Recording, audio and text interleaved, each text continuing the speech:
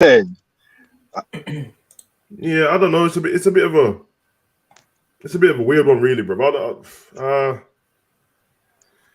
I think from Arsenal's point of view, we always like to do this. Well, fans like to do this when you miss out on your objective, and for Arsenal, it's got to be now missing out on the title. Just to instantly go, oh, they bottled it.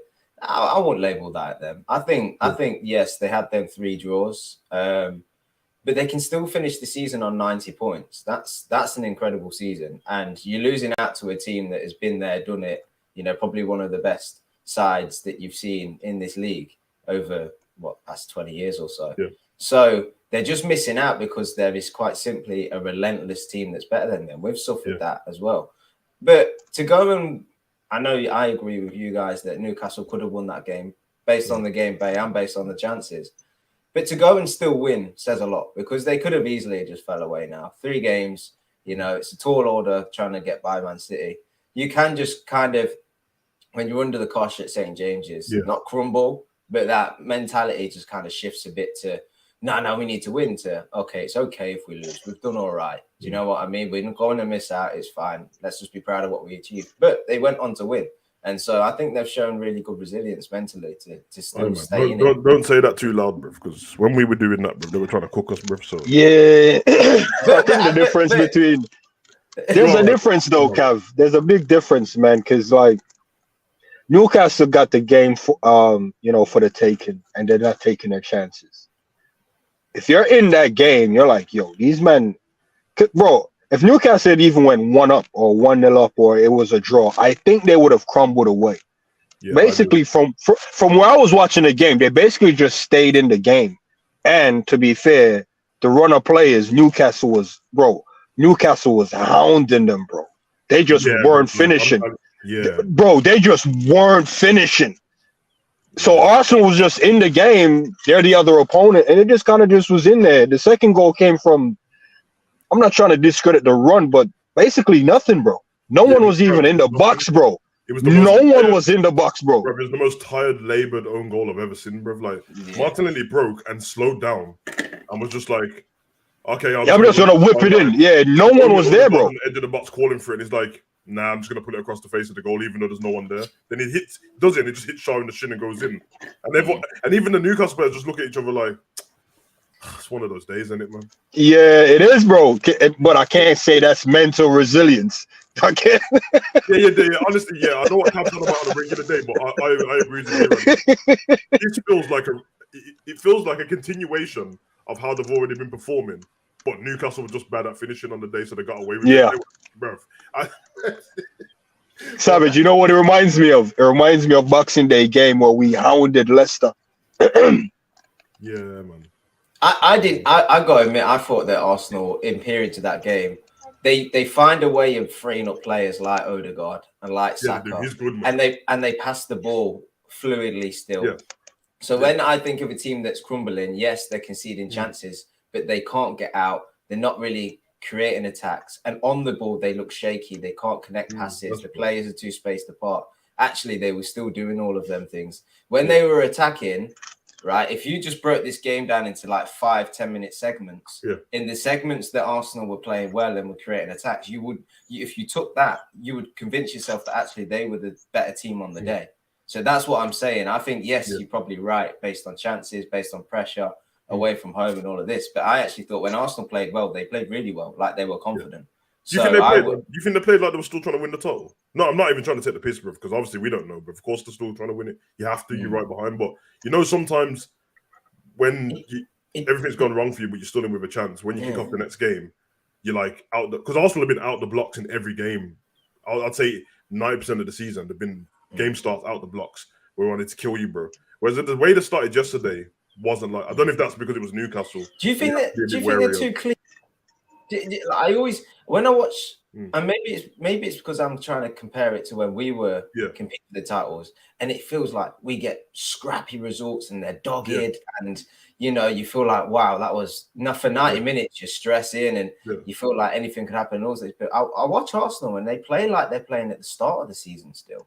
Like, the games don't feel like there's so much on the line. It's a bit like we'll try and play well, and if we win, but if we don't, that's okay. Kind of. It will be like that, especially in their first season where they've got everything clicking together.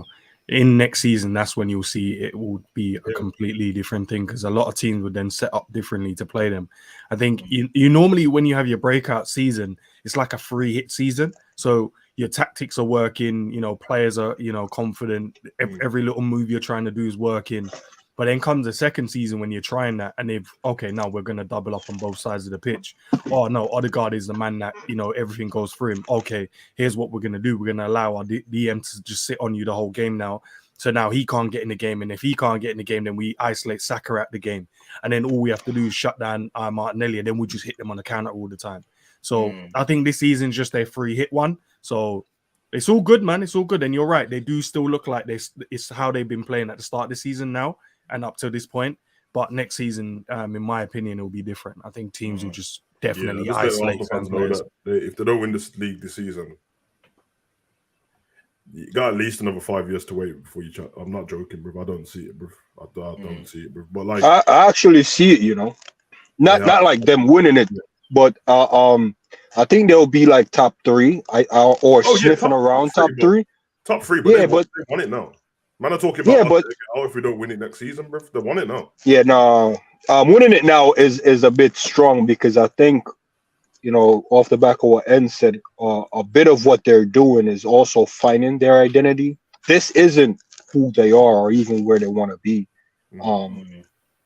So they don't really have like a nailed-on identity. It's just like, okay, this was the plan for this season, but it's working really well. How do we make this our own? And I think next season they're really solidifying that. Because the way they started the game yesterday, it's almost like they're playing reactive football. Like, let's see what they do. We'll try to, absorb as much of it, and then we'll grow into the game. You don't do that when you're trying to win stuff or go for a title. I think it's a thing, and it's to be fair to Arteta, I think he respects Newcastle, bro, and I think that's what it was. He couldn't treat Newcastle how Newcastle. Because remember, like last season, at this particular time, Newcastle beat them and messed up their top 4, bro. And the game was still dogged like that then.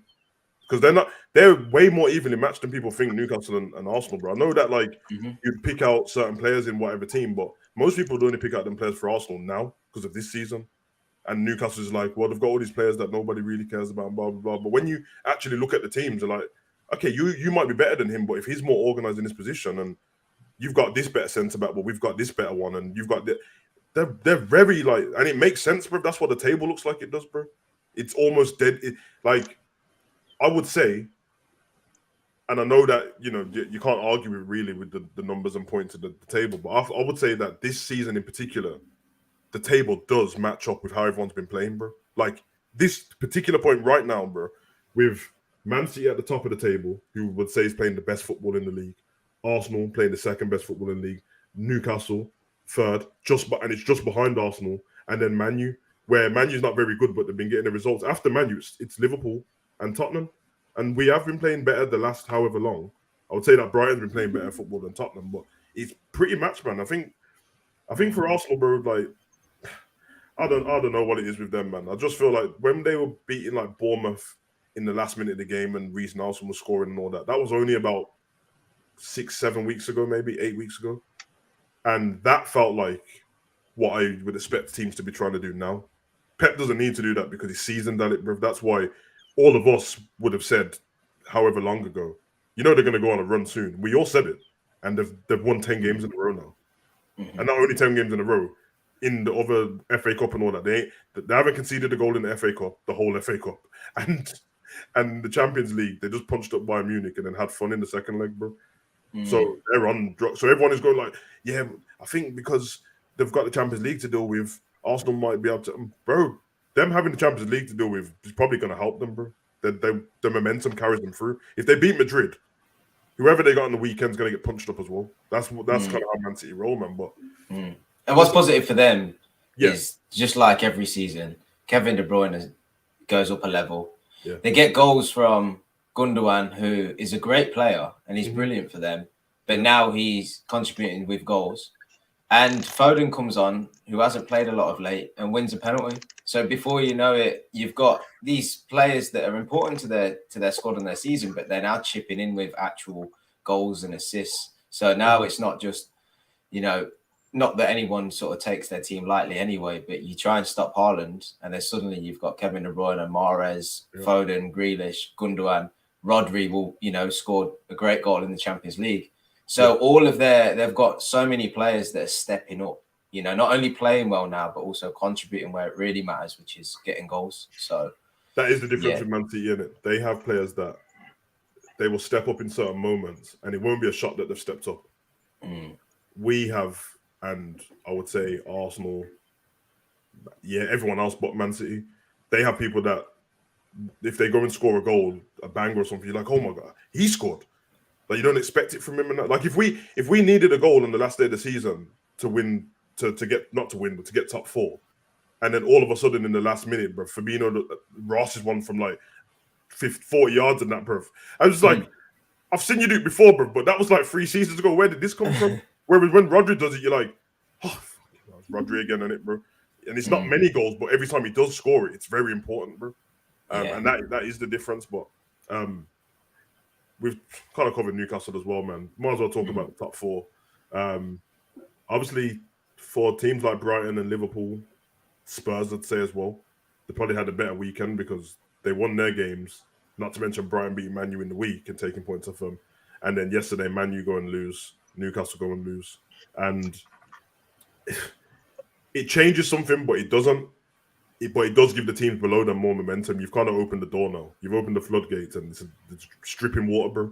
You have to tighten it up now, or you never know what's going to happen. And they're on you got Man U on 63 points, Liverpool on 62, and then you've got Tottenham on 57, and Brighton on 55, and Villa on 54. And I think that's where it stops. After that, it's Brentford, but I think they're just too far out now for that position. And obviously, Brighton are the team that have 3 games in hand. So I don't know, bruv. I don't know. I would expect it to stay how it is for the rest of the season. There's obviously a chance, but let's talk, man. What do you guys think about the top 4 situation, bro? And I don't even know if you guys want to take Newcastle out of there because they're only 2 points ahead of. In fact, they're 2 points ahead of Man U, bro, with the same amount of games. So everyone would have sure that they've got it now. But if they start doing what they've been doing all season and draw back-to-back 4 games, which they've got in them, all of a sudden they just drop out. So what do you think, man? Not many games left of the season. Yeah, I think Man U, out of their 4 games, I can see them losing or drawing against Chelsea. Bournemouth is a tricky game for them as well.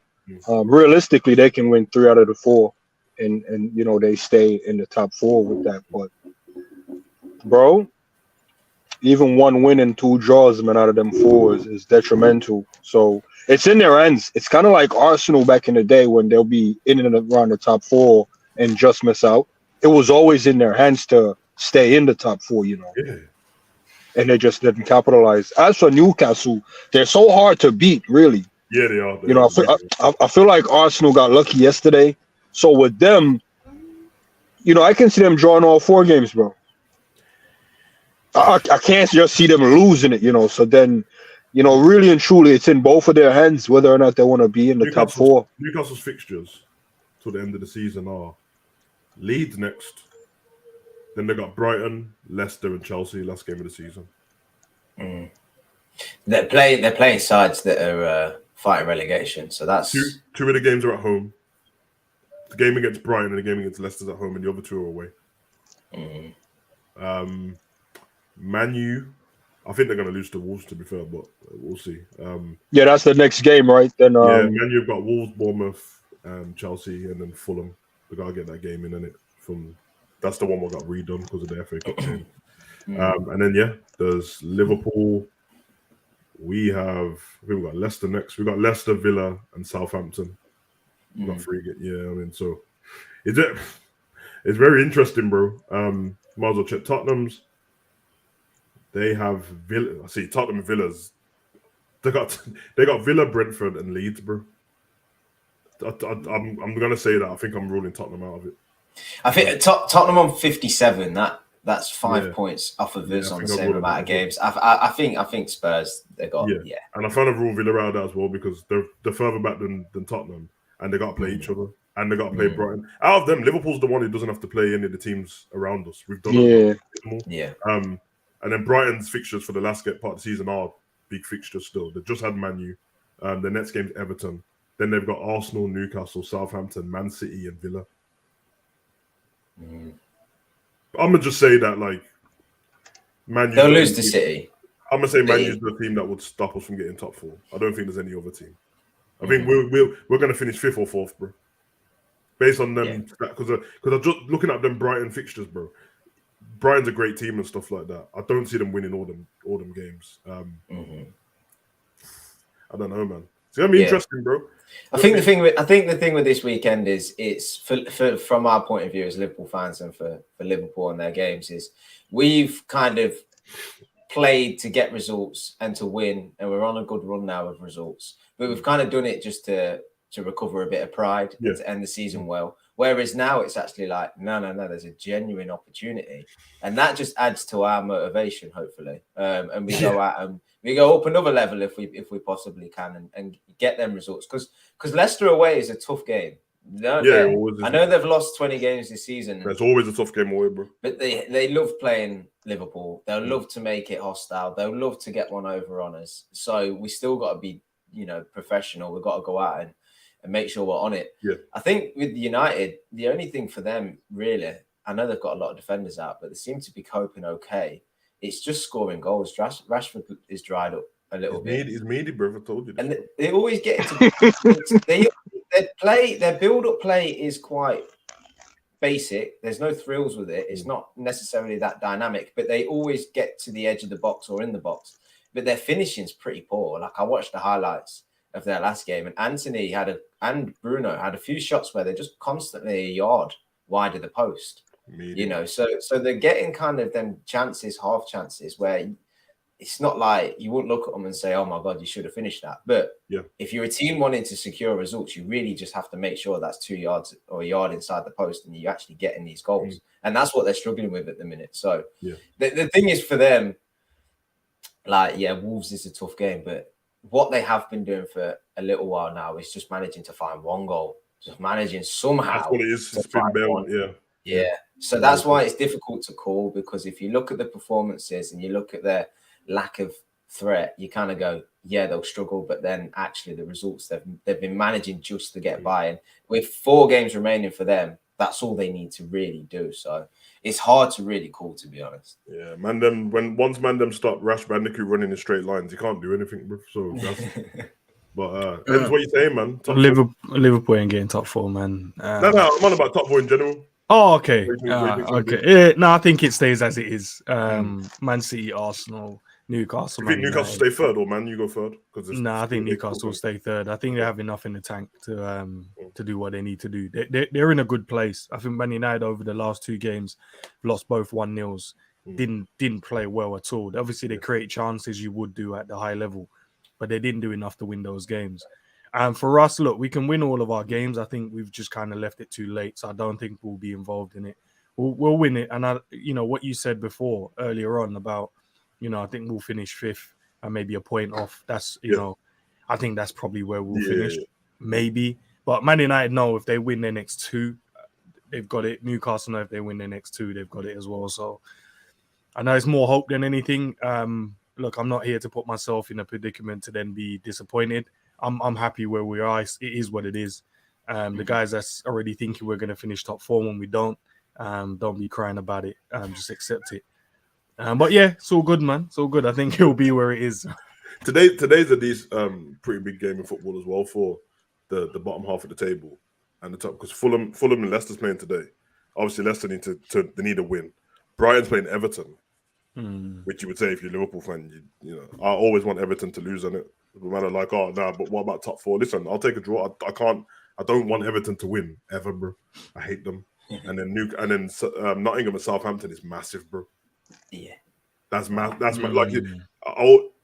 listen, I already picked Southampton to go down at the beginning of the season. It was my rock bottom. I said they're going to go down. If they lose today, it's over, bro. It's over with. Forget all the maths. I don't care. It's done, bro. They ain't getting out of there, man. So it's going to be very interesting. Jimmy, what you say about top 4, man? Because listen, I know you've been trying to drop hints now, like no. Yeah, nah, bro.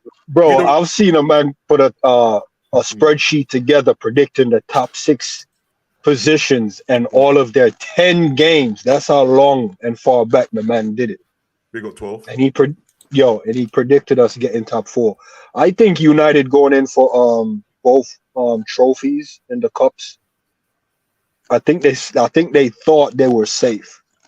And I think now Ten Hag has to go back to the pen and paper and really make a decision. Like, do I go toe to toe with City for a second trophy, or be content with one trophy and secure up top 4? I think they took in their eyes off the prize, bro.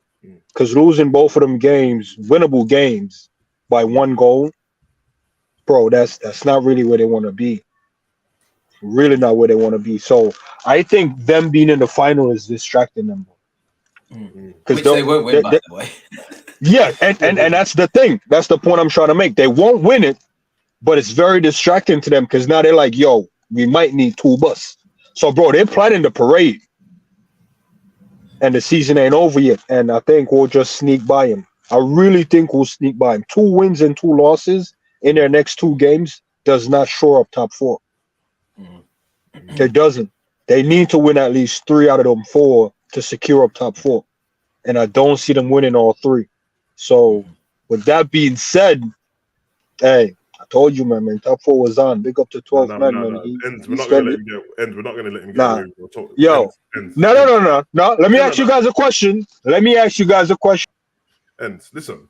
So basically, what I'm saying. He just did a. Let me talk. No, all right. Let me ask you guys a question. Let me talk.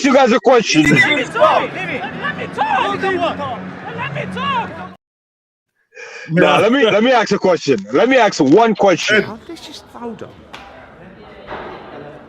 No, I'm not having this. I'm not having this. No.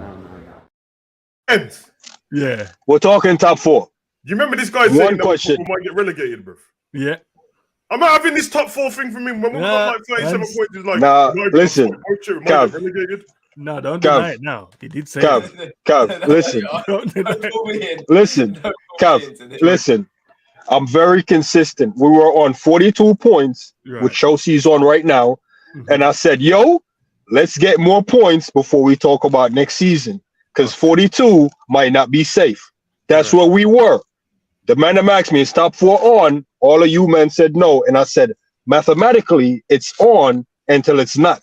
All I'm asking you right now as Liverpool fans, are you saying you back Man U to win 4 out of 4 games? Because you don't. And if you don't, top 4 is ours then. Because they have to win 3 out of 4. They have to win 3 out of 4 to be safe. And this is Man U, by the way. I'm never backing Man U to win 3 out of 4 games. So are you, man, backing Man U to win 3 out of 4 games? Isn't the other teams in the mix, though? Nah, bro. We said Brighton ain't going to be it because they got to play Newcastle. Yeah. Brighton and Newcastle. Newcastle can help us. If you want my honest opinion, bro, I said this already, innit? I always said I think there's a possibility. But I said it's the one time when my pessimism has to take over because Man U just lost 2 back-to-back games, innit? Usually, it's not logic because football doesn't have any. I would say that might be Man U's blip there, bro. It's done. Oh, you think their blip is over? Or they go and win the next game. They draw the next game because they've lost 2. They go and draw the next one, and then they win the rest for the rest of the season. Then we don't get it, do we? Look, we're a point behind them. They obviously got the game in hand, and they win that goes to 4. That's like the same gap between Arsenal and Man City at the moment. We're waiting on them to slip up even more. Are we saying that they can slip up? I think they can. Hell yeah, bro. But at the same time, pagans, fam. Yeah, no, but so can we. But so can we, bro. Like the games that we have coming up aren't easy games. None of the games we've played are easy games. I know the games have probably looked like that because we've had 2 clean sheets back to back, but they've not been easy games. So, do I expect us to win all 3? No. Can we do it? Yes. Do I expect Man United to drop more points? No. But can they? Yes. So it's just a situation where we can't say we're definitely in the top 4. And I guess hope is there. That's cool. But I don't see Man United dropping that much points for us to then catch them. We need them to drop 2 more games. I think Liverpool's going to win the rest of their games for the end of the season. I don't think Liverpool's going to draw or lose again now. I think you would say, based on logic, that Leicester having to be safe is the hardest one. The problem is it means they might try and go at us, bruv. It ain't gonna bode well to them with our counter attack, bruv. Like we might get to a part where we're like, damn, these lot had bare chances to trying to do this. Vardy and Madison's doing all this. I'm like, yeah. When they get tired, bruv, and we just pick them off and run up the other side of the pitch. Or the other way you can look at it, though, and put them out the city. Once we score, they have to come out, bruv. So I think Liverpool win all the games, but the rest of them, I can't talk for Man U in that. I just know that they had a great record not so long ago, especially at home. They've just gone and lost against West Ham and Brighton. I'm not one of the people who said I don't see them losing against West Ham and Brighton. That's not that. I thought they would lose to Brighton, especially after beating them in the FA Cup, and I thought they would draw with West Ham, and they lost. So. I don't think so, because the same way you looked at it in that way, you can look at it if they score first, which it's a strong possibility they can. Leicester. Yeah, they can score first. We're not out here saying. So if they score first and go into their low block, which they predominantly will do, and we struggle against that. Yeah, no, but we struggle against that, and then they keep picking us off with these long balls over the top to Vardy. They could go and win the game as well. So the same way you're saying that they have to come out and play, yeah, they can, but they could also score in the first couple of minutes and then sit back and then just hit us with Vardy, whoever else they want to play up in natural whip. They're going to have Madison there to try and create. They're going to have what's his face over on the left-hand wing. Just running, Barnes just running up and down over there doing what he's doing. So the same way you're saying we could go and score and they have to come out, the same way they can go and score early, sit into their bank 5 or bank 4 and then 5 in the midfield, and then just continuously hit us on the counter attack.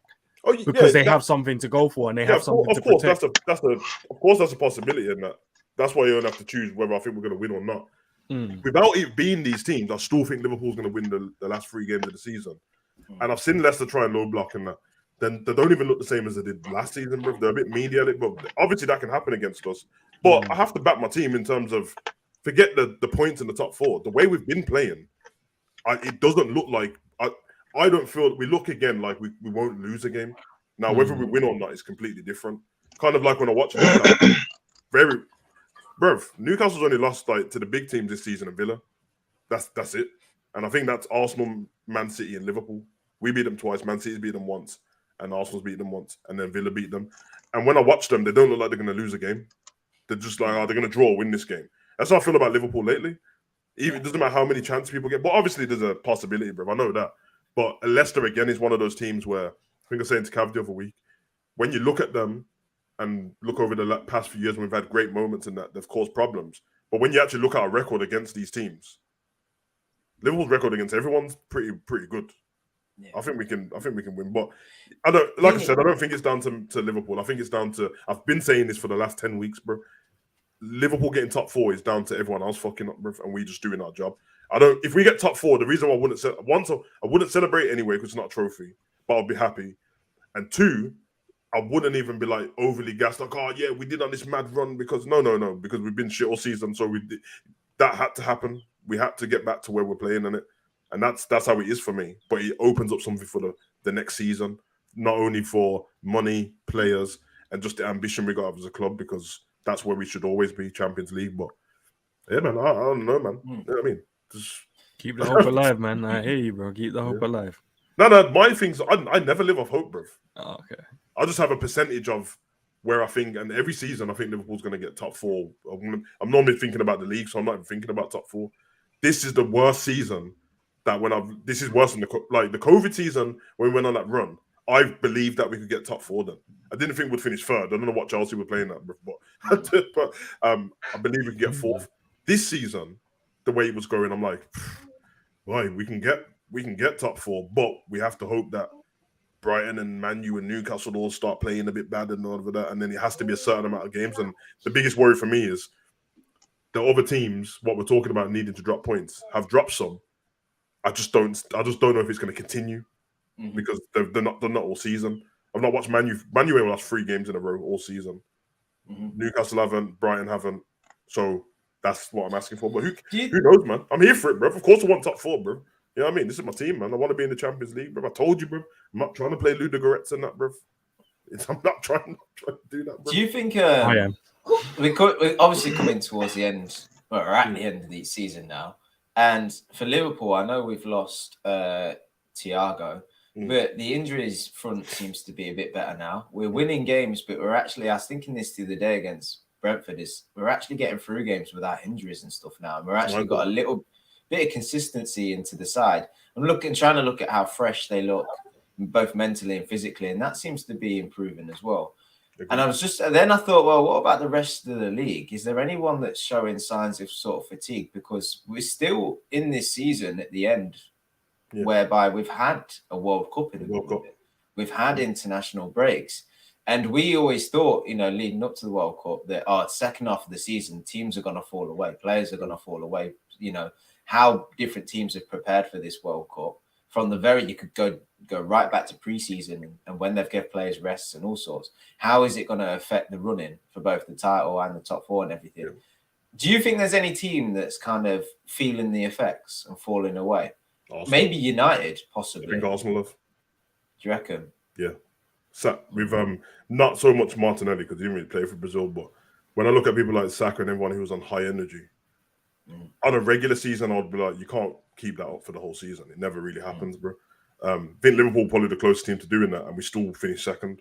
But I watched them slow down in games now, and it's like when we're not running that speed, and that was our main attribute. What do we do now? We have to be smarter. And then up stands Odegaard, who didn't have a World Cup because he plays for Norway, and he seems like he's got all the energy and stuff. So the other teams, if you look at the teams and look at what teams have certain players and stuff like that, you would say that the ones that have been consistent or keep playing pretty well don't have as many World Cup players apart from Man City. All the other ones have had people who have had the rest around that time, or their team was trash, so they got knocked out in the group stages and their players didn't really play.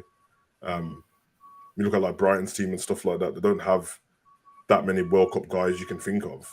And the ones who they do have played a small part, or they got knocked out in the group stages. McAllister didn't have to do, he wasn't like running around like a crackhead for Argentina, bro. Argentina were actually poor at the beginning of the World Cup. They just got better as it went on. So yeah, that's a good point. Yeah, and I think like at the end of the season, like we'll do a review of the season, look at transfers and things as well. I think it'll be good to assess the impact of the World Cup in the season, because there's going to be more and more football played in all of the competitions. And if they do push through this World Cup every 2 years, then we have a case study to make a judgment by. So it'll be good, I think, not to forget the fact that this season has been unique, yes, but it can repeat as well. So we need to learn from it and see how we're going to manage it moving forward. Because I think the team, obviously, they've got, they've got the players to do so. But, just I look at Man City, whereby Foden's not played for a while. Kevin De Bruyne has managed, to get rests and stuff, pulling Haaland off with 20 minutes to go in a lot of games. I know he didn't go to the World Cup, but even still, that's the other thing. Who didn't go to the World Cup? Well, how did they manage for 6 weeks? Did they do a mid-season break? All of us doing vlogs and that, bruv. Yeah, I mean, we went away to Dubai, didn't we? And was told that we've worked on a lot of things, and we've not really seen anything positive until now. So I'm just always intrigued to look back at the season and learn from it. And I think just that World Cup, now we're in this moment towards the end. Some teams, how they're performing and stuff. What is that? Just because of the quality? Is that just form, or is it something to do with what's gone by? And what's gone by, the biggest thing was the World Cup. Where was our pre-season? It was Asia in it, but where was it? Can't remember, to be fair. I can't remember. So I remember seeing the malls and stuff, and it had like all the Liverpool shops. Might have been Qatar. Might have been Qatar. No, I don't. Because it was somewhere that there was a bid, or apparently we were linked with someone that wanted to buy a club, and that's where we went. No, that was the one where the World Cup was on. Yeah, okay, cool. So the pre-season, I think it was Malaysia, was it? No, we were in Spain. No, we were in Spain, bro. We went to Singapore. When we played Man U in that. Singapore. Yeah, Singapore. No, but we were in Spain. I swear we was in Spain, bro. They're in Spain now. They're in Spain now. Yeah. I knew it was an Asian country because I remember watching the Robbie Fowler in the mall and all of the fans being there, bro, and there was bare Oriental dons, bro. So I knew it was in the East. There we were in Singapore. We played United there. We went to. I know that because United won the trophy. Remember, they had that big ugly trophy. They won. We played Palace, and then we went to Germany and we played the Red Bull teams, and then we came back to AC England Milan. and played the Community Shield. Okay. Yeah. Because I know a lot of people screwing at it. Once our players start again, it's like, what, Klopp? Why did you take him there? Newsflash, bro.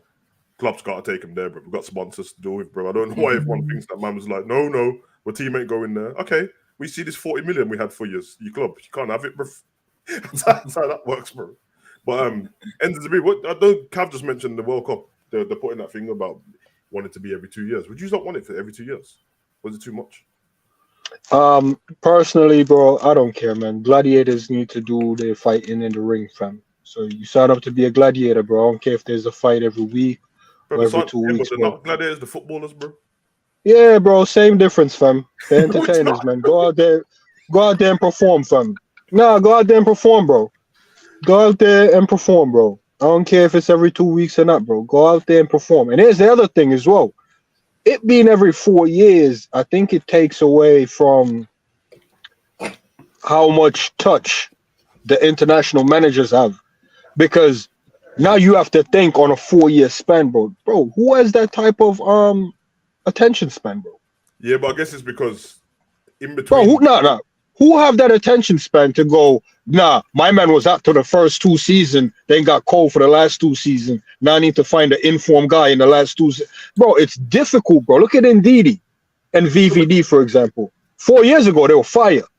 Oh, yeah, but no one, of course that, but no one looks at like winning the World Cup now or doing the World Cup now and then going 4 years, I'm looking to still pick these players. No, but the point I'm saying is for the international manager, the job is so difficult. Yeah, because in 4 years, 4 years. Yeah, but not every team is in the Euros. You're only saying that because your team is probably in the Euros.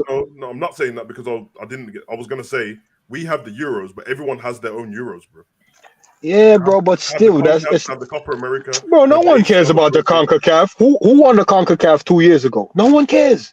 But that's not. But we're not talking about who's caring. You said about the managers having a hard job. But I'm saying. Yeah, so that's what I'm saying for the international managers, bro. The big stage is the World Cup. Yeah. You see what I'm saying? But there's still a tournament to run because the Euros here. Nah, bro, no one cares. Oh, bro, no one cares about that. Bro, yeah, whole of Europe. Let's get one on the panel, bro. That's bro. You guys, you're echoing my same point. Okay. You're echoing my same point. No one in the Euros acknowledge CONCACAF, and no one in CONCACAF cares about the Euros. No, they do because most of the players in the CONCACAF players in the Premier League, so they do. Your point is the managers, and I'm saying whether Southgate has England in the Euros, or some South American has their team in Copa America, or CONCACAF manager, or AFCON, they still have the tournament within the 4 years they're waiting for the World Cup. Because like the Euros is every 4 years as well, but it's in between the World Cup, it makes it look like it's every 2 years. World Cup, 2 years later Euros, 2 years later World Cup, and then now we've got the Nations League in between that as well, and all these friendlies. So you are right, their job is harder, but they can't do much about that because it's always been like that. We've got the Prem to look at as well, but they still have enough, bro. They're just shit. Because the ones who were winning the World Cup, and then every 2 years, bro, every 2 years give players more of an opportunity to get the World Cup as well. Because think about it, a player's career, unless they're Milner, that's 4 World Cups. Milner got 4 World Cups of playing time, right? 16 years career. Bro, most players only get about 10 or 12. Yeah, that's their problem. Most. To be fair to the managers, I think they're actually shit.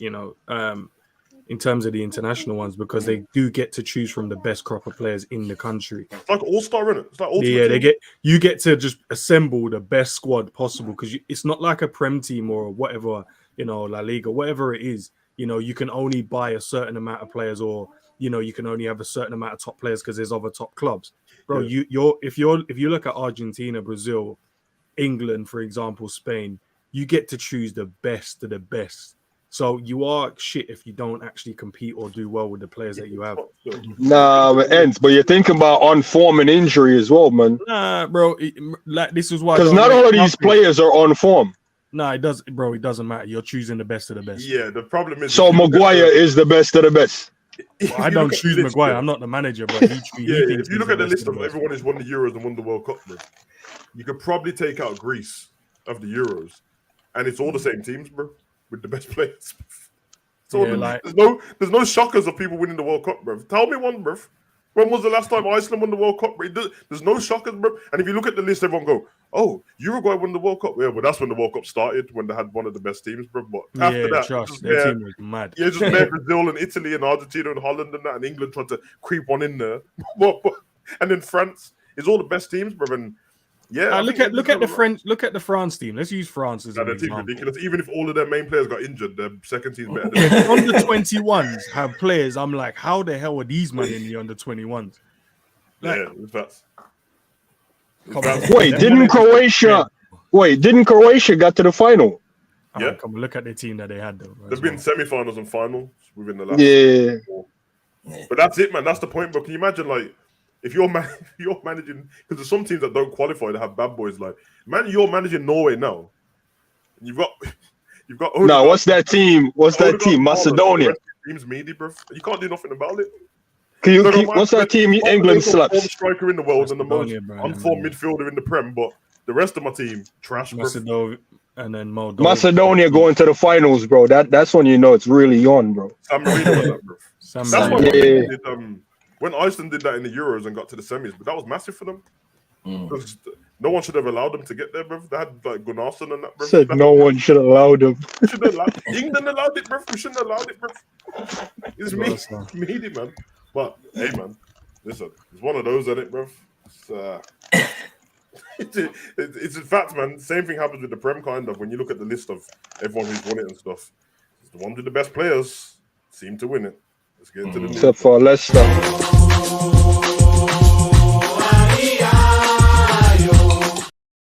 Yeah, man. News. I didn't see too many news stories. I don't know if you lot have got any. Napoli obviously won the title this week. Massive for them. First win in 33 years. 1990 was the last time they won the title. Before that, it was 87, I think. That was the Maradona title, which, if anyone knows the story of that and watched the documentary or anything like that, it was massive for them. Like, the reason why Maradona's treated as like a godlike character in Italy, not to mention Argentina and that, is because of that. They were trash, bro. He went to a trash Napoli team, bro. He was failing, been relegated and stuff like that. Pulled them out, won the tournament, and now 33 years later, they're treating these dons like that as well, bro. I think Osimhen as well. I think he's the first. I think he beat one of George Weah's goal scoring records as the first African player to win it. So that was cold. Obviously, Celtic won their trophy. Well done, Celtic, I guess. I don't know what to say about Celtic. All right. What a surprise. Oh, yeah. Hard fight, man. Sorry that you're 17 points ahead of everyone, but all right. And then, Bundesliga. Obviously, I don't know if you saw, because I follow it all the time, especially this title race. Dortmund last week were a point ahead of Bayern Munich, and then they decided to draw the day after. And then Bayern Munich won and went back to the top. And then this weekend, Bayern Munich got their job done. I think they beat Werder Bremen 2-1. And then Dortmund had Wolfsburg yesterday and punched them up, bro. So now it's 1 point between them, a few games to go. It's going to the death, man. It's looking like the Prem, I can't lie, bro. Looking just like it in terms of them teams, man. So. See, Bellingham posted locked in, bro. He's ready for that title still. One of his goals yesterday were cold, and the other one, I don't understand how he scored it. It was a great shot from outside the box, crossbar, bounced on the line. Then he went to just stop, like I didn't score, and it hit the goalkeeper and went in, bro. I was like, okay, this is crazy, bro. But because they won 6-0, didn't they? Yeah. Adeyemi was on crack, bro. Well, he's back fit now, so it's good. This is the funny one. You lot will get why it's funny. De Gea got offered a United contract, but he got offered it yesterday before the game, innit? The night before. And then obviously, everyone has seen that De Gea mistake. It sucks, bro. You saw that, innit?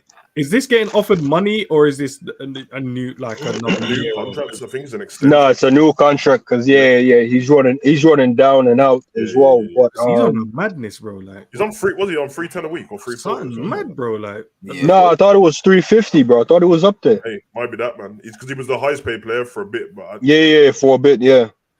I don't know, man. Me and Enzo were talking about De Gea, before the game, like the night before. And then the day after, he goes and pulls a clang. It's crazy. Remember when I said to you, bro, every time we speak on him, earlier on. You said a made-up thing. The last thing I said to Enzo before we locked off was, nah, man, he's been like, I said, you remember he was Man U's player of the season 3 years in a row, and he kept them afloat.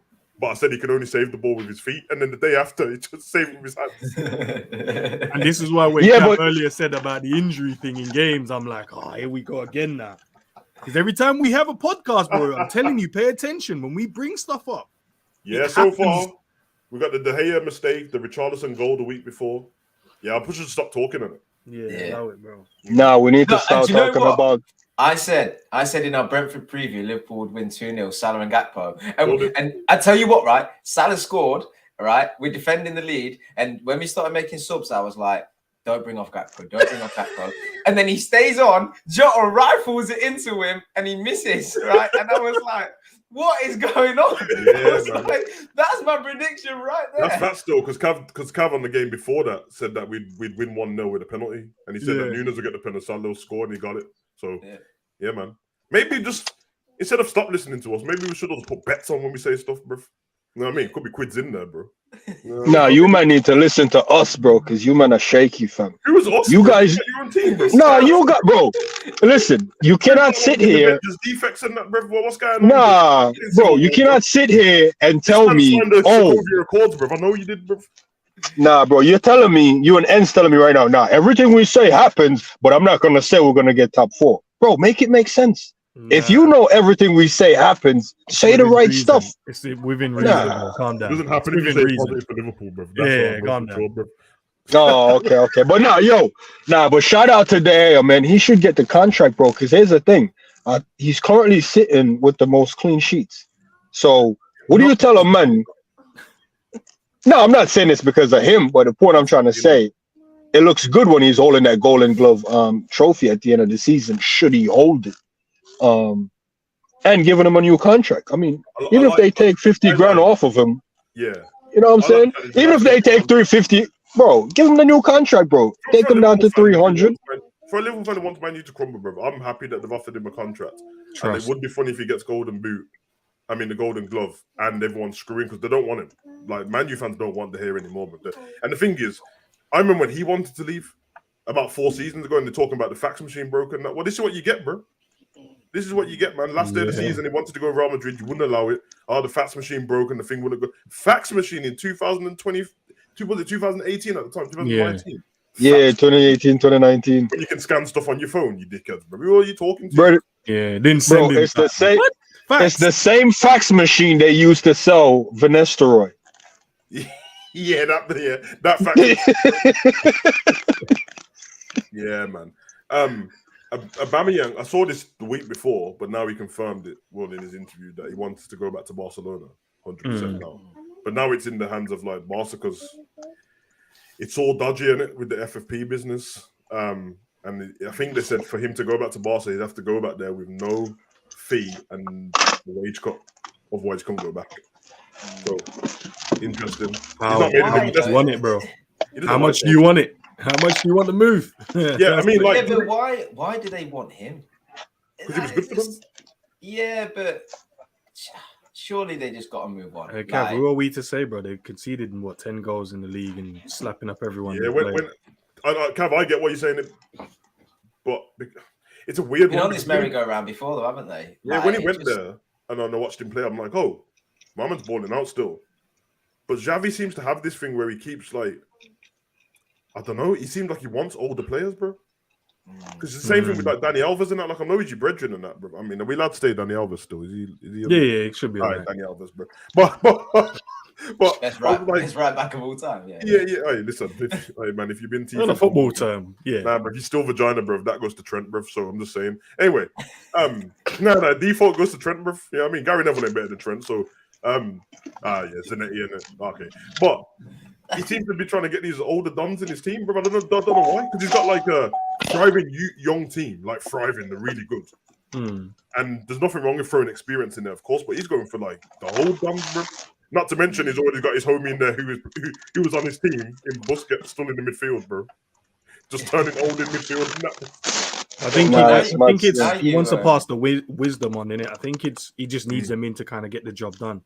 It's one of those ones. I use FIFA for this example. There's times when you start off at a club, you don't have a lot of funds, but the more senior players are the ones you can go and sign, but they can help you get a top 4 or win a title.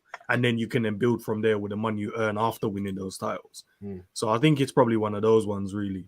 They didn't have a lot of money. FFP was bringing them down, so they have to go think wisely on who can we actually get in, but we need quality as well to help us in this journey that we're on. Like, Gary, that's a good point, man. Free the young, brother, and then get Aubameyang. We know where the young. I've been trying to, the words of the women manifest it. It's not working at the moment. Free the thing and that, bro. And yeah, Vincent Company got a new Burnley contract, 5 years. Jeez, big boy contract. Means he's there to stay, man. He ain't thinking that's good though, man. Because I'm kind of fed up of the managing a lesser team and stuff, getting them somewhere or trying to and just dumping them. Like, come on, man.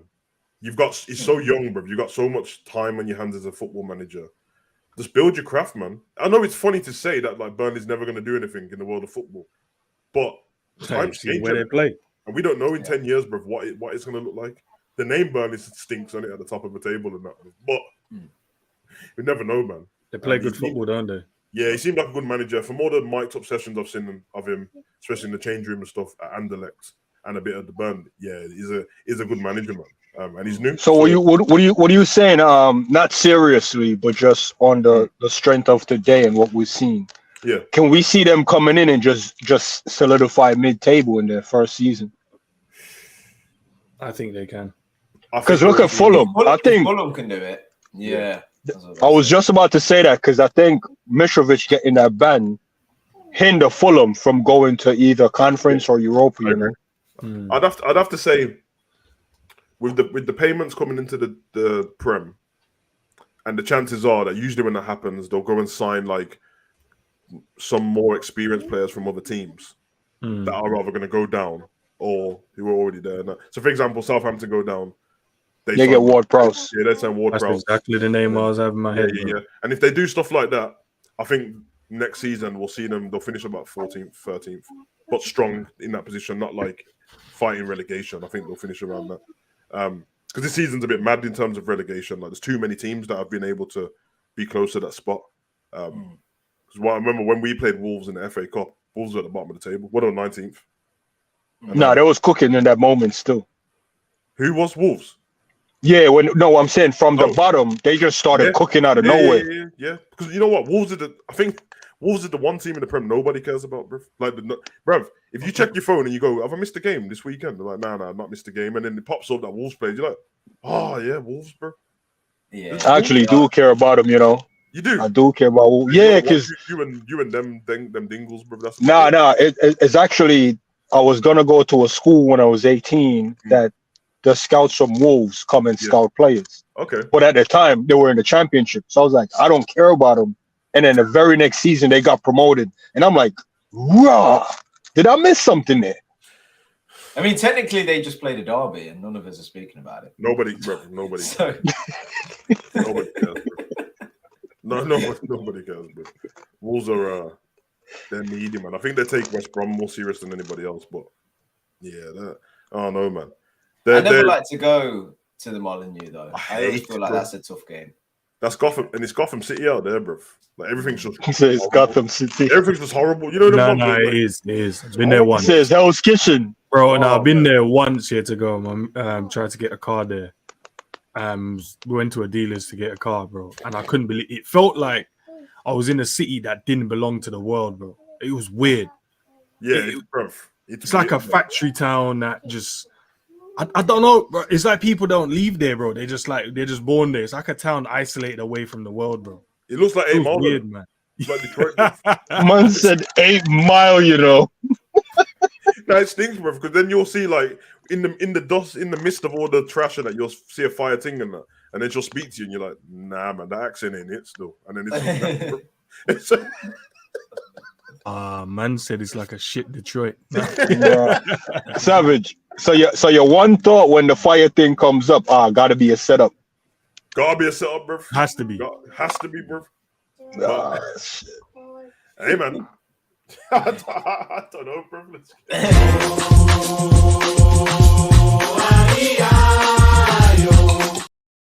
Hey, man, listen, I don't want to get into why my clips ain't there, bro. YouTube said, Savage, you can't post no clips. I'll shut your whole thing down. And they got rid of my first 2 videos. So now, Manager's gonna have to tell me what you call it the week is, bro. I'm going that Chelsea goal. You know, what was it? The second one. Who scored it? Oh fuck! Wait a second. Well, whilst you find that, I'll give you mine. I really like Bournemouth's goal. I think it was Vina that scored. Vina, that's my pick. Yeah. Build-up play was great. Nice passing move, and then at his feet into the top corner, curled into the top right. It was a great little goal. Yeah. Yeah, it's a bit for that game. I think Felix scored, Badia Shield scored, and Gallagher scored. So it's one of them games. Right. You're talking of. I think it was Felix. You know. Felix goal was good. He just passed it in. Really. Yeah. What are you saying? Yeah. I'm going to give it to Liverpool. I'll give it to Mo. 100th goal there. Great pass. Great build-up play. Listen. Let me He's always on the beat, isn't he? Look, listen. Great build-up play over on the right-hand side between Mo, Trent, and I think it might have been, who else was there? Might have been Hendo. Wait, are we allowing this for real? Look, we said it back. No, look, let him run. There's been a criticism in terms of Fab, what we need from him defensively in the attack. He's not doing enough. Great back post pass, by the way. Little cheeky Brazilian dink to the back stick. Virgil peeling off of Ivan Toney. He's Brazilian again, is he now? I want Ivan at the club. Back stick, he's slipping all over the place like he was in, I don't know, oil or something. Virgil, nice little cushion header back across. Mo takes the weight off of it, off the studs. And then a nice little cushion volley. Take the weight off of it. Take the weight off of it. That was the most poetic thing I've ever heard. And then where he said Virgil just peeled off the back. Virgil just pushed man in the back and ran off. Hey, listen, great movement off Virgil. I thought he was a striker. Great cushion header across. Mo there. And the man said took the weight off of a header, A header. The studs. And then nice little finish. 9 in 9 at Anfield. Hit that 100 mark at Anfield as well with a great goal. Another 3 points, clean sheet. He was cooking all game, man. Great goal, great team goal. Great play, great build-up play, man. For me personally, but Ends on NFC TV, bro. I'm telling you. Nah, ends. You're wasting away on YouTube, fam. Yeah, man took the weight off of a headed pass. Do you know how much power Virgil headed that with for man to take the weight off of it with the bottom of his studs? Look, listen. You have to also look at the movement of Mo as well. He didn't just watch his pass after making it. He made the S run. Some of us don't know what that is, but great little movement off the back of the defender, left him for dead. And then look, the ball came in. Don't know what this guy's these little digs now. The ball came in at a height, so you had to take the cushion touch off the studs. You didn't need to use the instep, just use the studs, kill the ball, and a nice little cushion volley in the top corner. And then looks across and points at Virgil.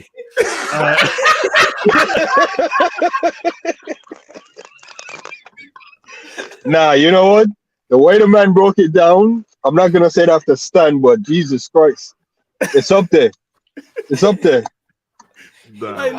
You need a goal of the week. You had everything in there, bro. You had a great Brazilian pass from Fab. You had a great cushion header from Virg. Everyone been cooking him. You had Mo hitting 9 in 9. All this cushion. That boy must be sleeping in the back of the net. Cushion pass, cushion header, cushion control off the studs, cushion volley. Bro, a lot of cushion still. What can I say? Great goal. You man ever check the Sky Sports app, yeah? And when it's giving you the live updates of what's happening in the game, and then it makes it sound like it's an amazing goal. When you watch it later on, you're like, "That's the goal that we're talking about." It's like the commentator talking about Ivan Toney back pass. Man was saying, the back of you. I heard a man said, "Oh, it's just a regular back pass." I'm like, okay. Some of us have that ability and some don't. The guys that don't have it will look at it and go, "That's amazing." For personally me that has that in the locker, you're like, that's another day in the week, bro. But the same could be said about that studs control. Some people have it and some don't. So the people that don't have that would say it's a great one. Clearly not everyone, because Mo had it. No, let's just face it. He should have just smashed it first time into the goal. And then he would have went. He tried and missed. Blamed him for it. So he did what he needed to do in the Cav, he tried and missed. That's basically what happened. It was me. I said this to End yesterday. I thought that until I watched the replay back. I promise, bro. I'm not trying to go up on Nah, Savage. Nah, Savage. Don't do this. I promise, bro. Savage, don't do this, bro. No, you can tell everything from where I play. Like, obviously he's a striker, so where he's looking and stuff, you can, bro. I promise. The part what he messed up on was his control is what he messed up. It wasn't the shot that he messed up. That first initial touch is bad control, but he's meaning to do what he's doing, bro. He's trying to tap it in so he can take it on his other foot. Just watch his face when the ball comes in, bro. Watch his face. I promise, bro. Savage, I think obviously some people need to rewatch it back. I know people always. I'm watching it now. Some people like. Please watch Salah's face, bro. Nah, Savage. You know when they told a certain man told us that Nunes should have scored when the guy was side by side. I'm not gonna bring no names. It's like those guys that keep telling me like, oh no, you have to watch it back. Virgil's header wasn't a typical let me just header it down. He had to put weight on it because of the distance he was, and he was making. Virgil's header was cold, bro. Yeah, he had to make sure he gets to Mo, and Mo was like, okay, cool. This is coming at at some speed. Let me take the touch. Let me calm down. Let me finish it. Because if he puts that over the bar, certain man that's rewatching it now, they've been like, oh, why didn't he take a touch? So he took a touch. That's all I'm saying. That's all I'm saying. Nah, actually, nah. You know what? I'll give it to Odegaard beating Pope at the near post to a crowded box. Oh, so someone just shooting. I mean, yeah, I felt bad for Pope still because it's because Donny was in his way, bro. If he went, he got blindsided. So I mean, there was more luck. The same amount of luck in Salah miss kicking it the first time is the same amount of luck Odegaard needed. They weren't looking him miss kicking it, bro. He meant. Nah, so Savage, are you saying that's goal of the week? Because you was no. I mean, mine's Fingy Vina for Bournemouth still. Although if we went from midweek, we didn't do it. Odegaard's other goal was cold in the last game. Better than this one. The one where he roused top corner, bro. He's been on job still. Still think Mose should be getting that still, bro. Hey man, listen. We gave goal of the week for what's his face the other week for Newcastle, didn't we? Because he dribbled through the whole team and squared it for a tap in. Nah, you gave it him. Oh yeah, man tried to use his own point against him. You gave it him. I didn't give it him. You did. Well done, Savage. Good catch, Savage. Good catch. Do you know what? I quite like to go, and fucking hell, I don't want to be ends here, right? But did you see Totti's header for Wolves? Yeah. Yeah, it's just a corner, header. right? But the head is great. Gets up well, put power on it, angled it into the top corner. I think it's a simple goal, but he did everything right. And I don't know, just a nice simple corner headed goal. I thought it was sounds a bit boring though, in my opinion. But who am I to speak? Cav, you gotta speak it up, bro. The way Ends speak up that goal, bro. You gotta speak it up. I'm not a poet like Ends is, so Ends, you do it some justice because I can't. If I do, maybe that I change you guys' mind. I'd rather stick to the Liverpool one. In all honesty, I think Mo should get it, or put it down to a Liverpool team goal, man. We're in good form. Pull it down to it. Put it down. Look, we're in great form. Great build-up play. There was probably about 60 passes within this phase as well. I just watched the Fab pass as well. There was nothing Brazilian about it. It was techie, bro. It was very Endo. It was very Endo-esque. Whoa. Oh, then that's great because Endo has got those in the locker. So no, that's what I'm saying. Yeah, I'm saying if anything, it's a standard English backstick hang-up. Look, some of us have those passes. Some of us would overhit them. I've seen man overhit even a 5-yard pass at times, bro. So it's not as easy as he made it look. What hitting space? No, it's hitting space at the back stick. He hit Virgil. He didn't hit space. He landed on Virgil's head on his hips. It wasn't space. Yeah, it's not. Come on, Zabir. Man just hitting space at the back stick, bro. Nah, Zabir. That's lazy commentary there, bro. He actually put it on a guy's head, bro. That's not hitting in space. No, hitting in space, a lot of work still to get. Oh no! Ivan Toney, that certain man won at the club, was over there slipping. So I want him at the club. I want him at the club. Yeah, I want him at the club as well, bro. The man just hit the space at the back stick. Verge bullied up, man. Got there, cushioned the header across. Salah misvolleyed it and then volleyed it again on the re-volley. You know what I'm saying? So. All right, listen. The next segment should be very easy. I mean, unless someone's got something else to say about it. Yeah, I've got some.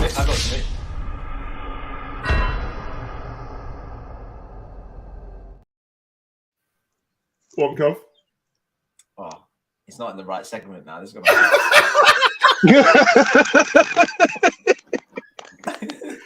know what I mean, Kev? So we can't go backwards now. We're already. No, it's not even worth it either. But Did you see Suarez's goal? Scored a volley. Yeah. For Rivera. That's quite good. Sorry, Kev. Yeah, it doesn't have the same effect. Now we're on Stinker of the Week, bro. Yeah. Sorry, my bad, bro. Stinker of the Week, man. The hair. That's it. Done. Who's yours? Don't know, man. Maybe some of the comments that certain man made on this podcast, bro. I might have to throw it there. Right. Expose it, man. Bring it to YouTube court, bro. No, it's all right, bro. It's all right. No, I mean, leave it there. No, I'm not trying to call no one out, and but does said defendant are they on the panel right now or not? I know, man. I want to make it a broader net, so I'm going to throw the last 3 podcasts we did. The last 3. The last 3. That fucks me up, man. I'm on all of them. You gotta be me. Well, Cam's been on 2, so has Zabiri. Oh, so it's me then. So it's me. No, I'm just saying. No, listen. I've just thrown it out there. There was plenty of other people on there as well. So, I just feel like some of us ain't watching the game properly. So I'm gonna throw the Stinker of the Week to some of the fan base on YouTube. I don't think some of us watch the game properly, and I think we just speak because we have a mouth. And I don't think we should and saying what the commentator is saying as well. We're just saying what the commentator is saying. He's waiting to get onto your channel, Savage, before doing this. Do this on your own channel. It's the right platform, bro. It's the Hangover show. You're meant to bring these stuff. Listen, segment. I don't have a Stinker of the Week segment. Yeah. When I do, then I'll be able to. This is the Hangover show. Eds ain't hungover. It's still drunk. No. Yeah. You know what? I'm gonna pull one out of N's book. I think the Stinker of the Week gotta be the United fans.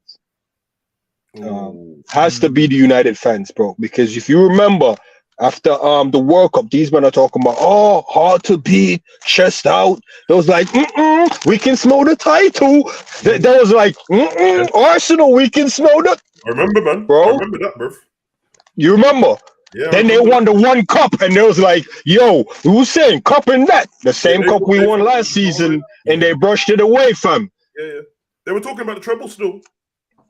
Bro, I'm just saying, it was like Arsenal, wink, wink. They was doing the wink, wink thing, bro. You know when you go on, you go in the gal MDM because they do the crazy thirst trap. You just put the eye emoji. Bro, that was killing the eye emoji, fam.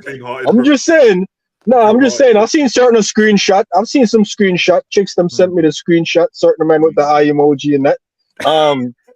If a girl sends you the eye emoji, bro, if she wants to be, listen. No, I'm saying she sent me the screenshot of certain men with the eye emoji in the DM.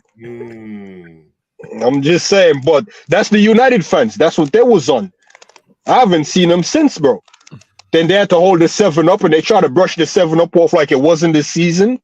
Try to act like the Premier League didn't start when the Premier League started. Trying to, erase some of our trophies. Because it's only their fans and their journalists that don't count certain trophies when it matters. Saying our last season was a failure. Yeah, look what they're at.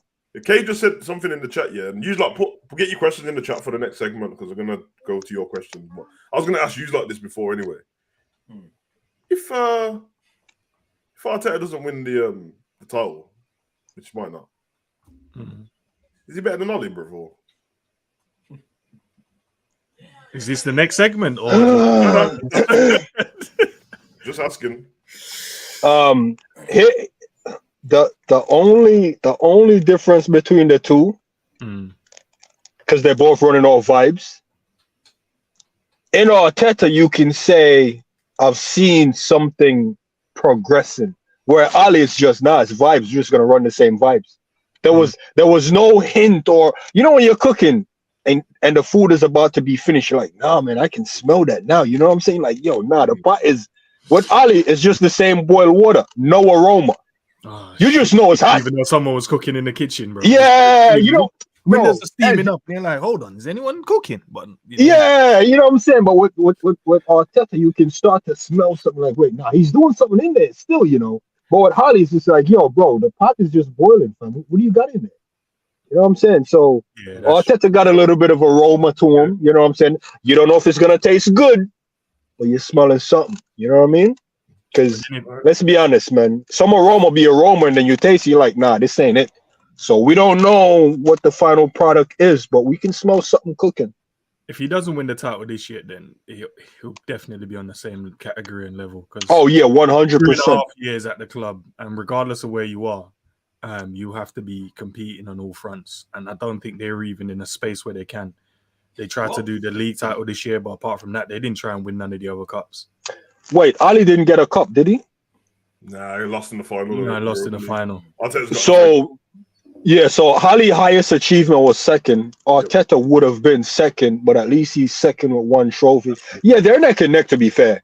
I mean, the one in the way you put it, yeah, you can see he's a lot better in terms of but you can also look at where they will leave the club as well. And I think if Arteta goes at some point next season, or after that season, you'd think Arsenal would have a good foundation to build on, as long as they keep their main players, which I think they will, because the quality is quite split across 4 or 5 players up front, and they have good players at the back in Saliba and Gabriel and stuff.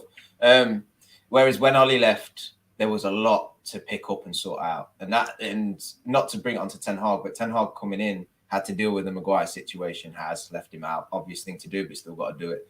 The captaincy with that, and then getting rid of Ronaldo and stuff. So he's had to pick up a lot of pieces that were left by Oli. That's why coming in and just doing the vibes thing, that's great.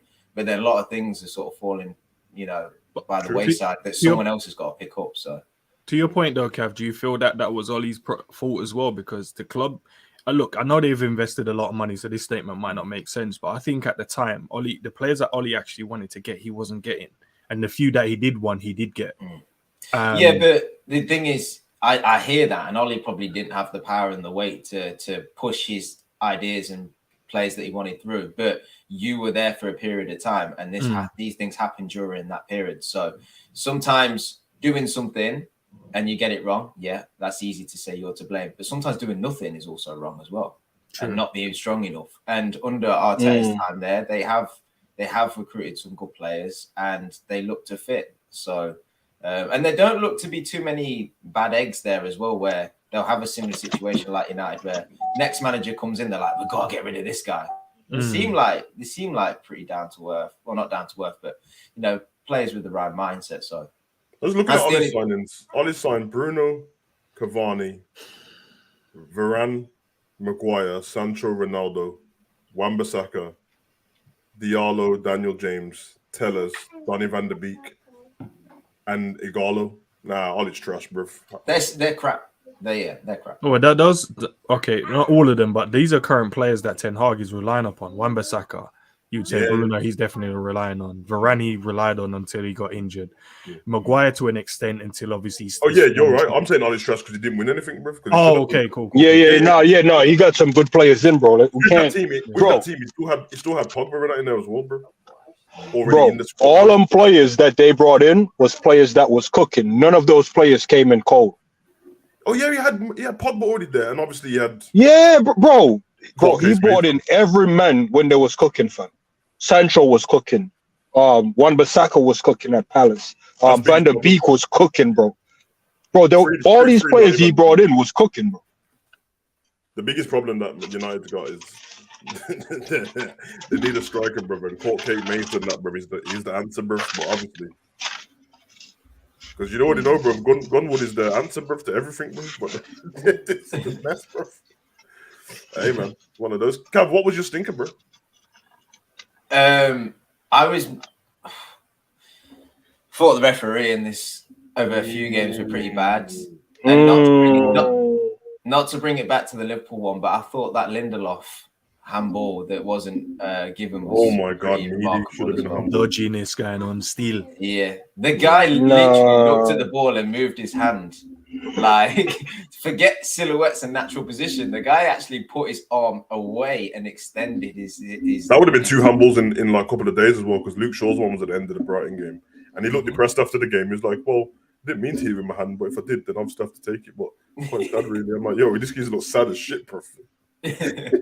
And I and then, not to go on too much about the Liverpool game because you guys chopped it up quite well, but I genuinely believe this. I think that game in particular, and in general, there's just this thing against Liverpool. It was weird, against Liverpool. No, man, I'm not having this. Thank you, Cav. That Brentford Nah, I'm not having Right. this, bro. All right. Well, let me tell you why. Right. Whenever a ball goes up and Salah's chasing after it, whatever, I'm always like, just don't touch him, don't grab him. Just if you can get the ball cleanly, do that, but don't touch him because he'll go down and guarantee they'll give the foul. And it constantly happens to Mo in particular. The other way round, when a ball goes up to their forwards, right? I just know that if we can't even get into any kind of contact with them. Like Ibu and Virgil, they have to stand up and put a challenge in and make sure that they're at least putting the player off or whatever. But they weren't even allowed to do that. Like there was at times where there was genuine fouls. Yeah, that's cool. Where they've literally Kanate's kicked Tony's feet or whatever or legs and they've gone that cool. But it's a contact sport. You're allowed to go and engage. You're allowed to actually, actually physically be near each other and try and challenge for the ball. But the amount of times that, like I say, they go down and they get fouls, and then at the other end, we touch their defender and they go down, they get the foul. I'm like, this is crazy. This is mental. And I think that game actually broke. I can't remember what the stat was. It was double the fouls in it. So we had 19 fouls against us and they had 10. Yeah. And it felt like it was just literally it felt like it was Anthony Taylor, wasn't it? I think. Yeah. It felt like he was just waiting. Yeah, there's contact there, blow it up. Like, nah, what? Kev, if you look back at the start of my watch along, I said this at the start, so it wasn't an agenda I was trying to throw. They threw up the stats and it was like both teams score a lot of set piece goals. I think we was on 16, they were on 16 or 15. And I said the way the referee keeps giving fouls, or just in that first couple of minutes, I'm like, he's trying to gear it up for their favor, not our favor, because all the fouls was against us. And I was like, when it's up the other end, like you pointed out, we weren't getting those fouls. We weren't allowed to touch their defenders, but they were allowed to bully our ones, and we would just have to stand there and watch it. Nah, man. I don't. But here's the thing, man.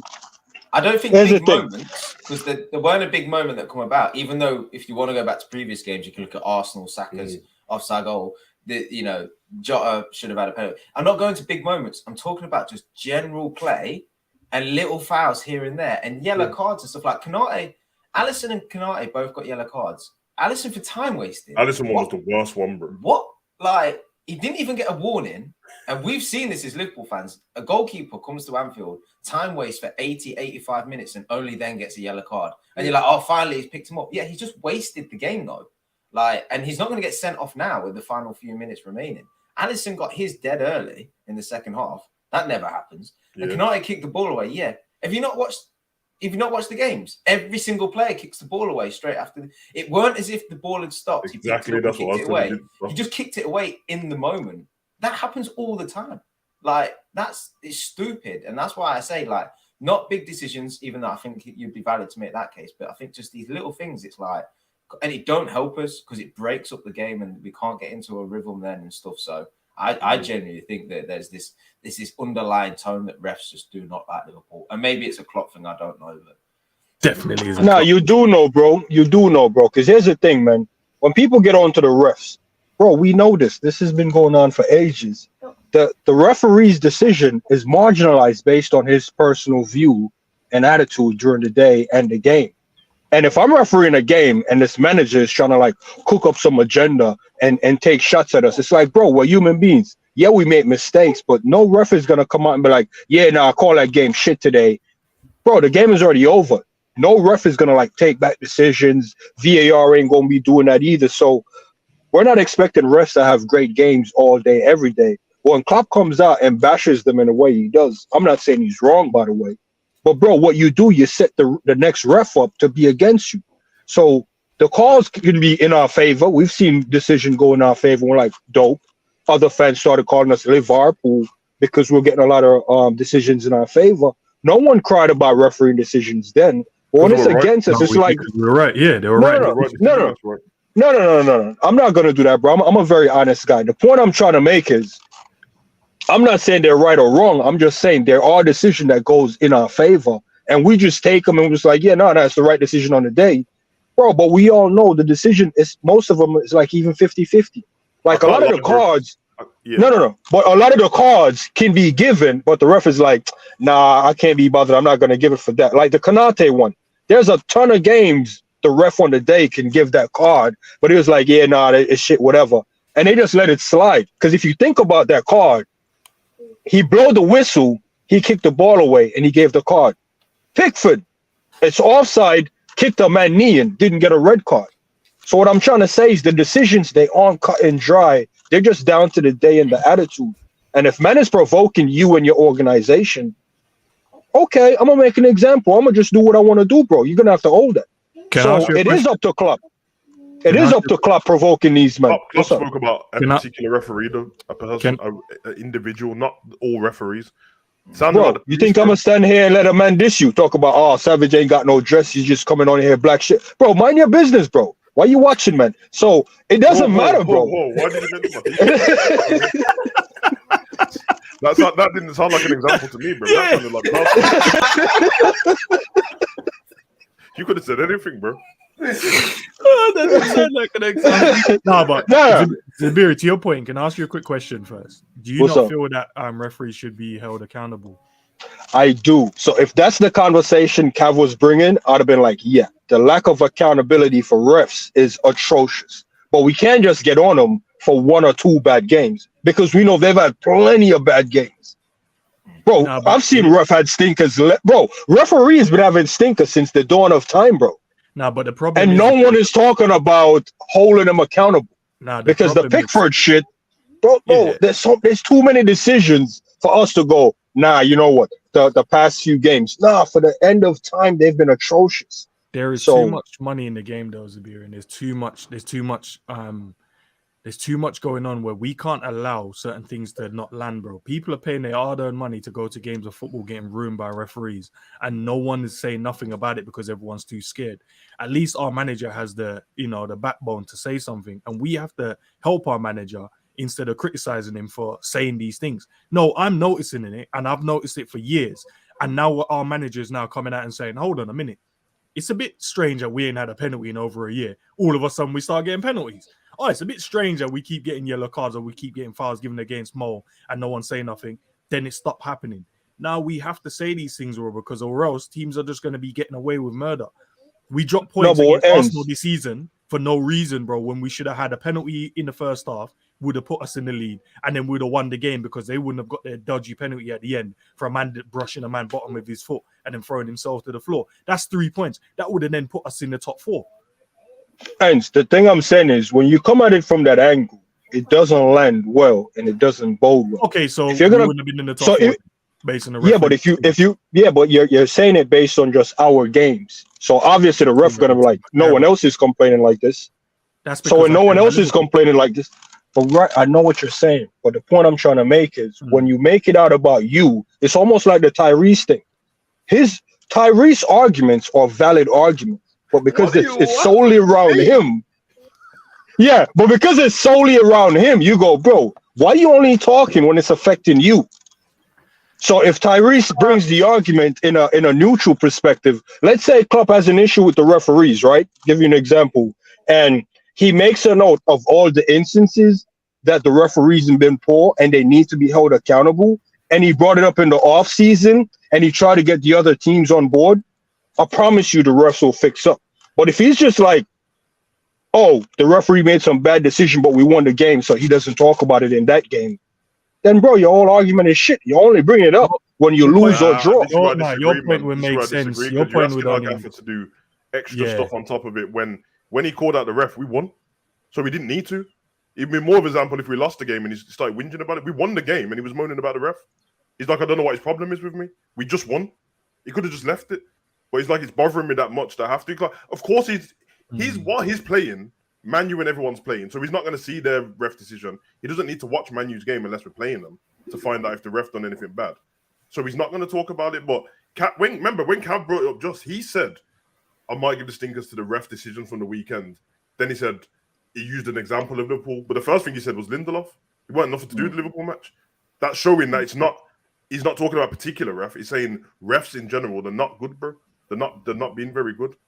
No. If he was just doing the Liverpool thing, then it's like, oh, it sounds biased, but that the Man U game, he hates Man U. But it's still happening in the game, isn't it?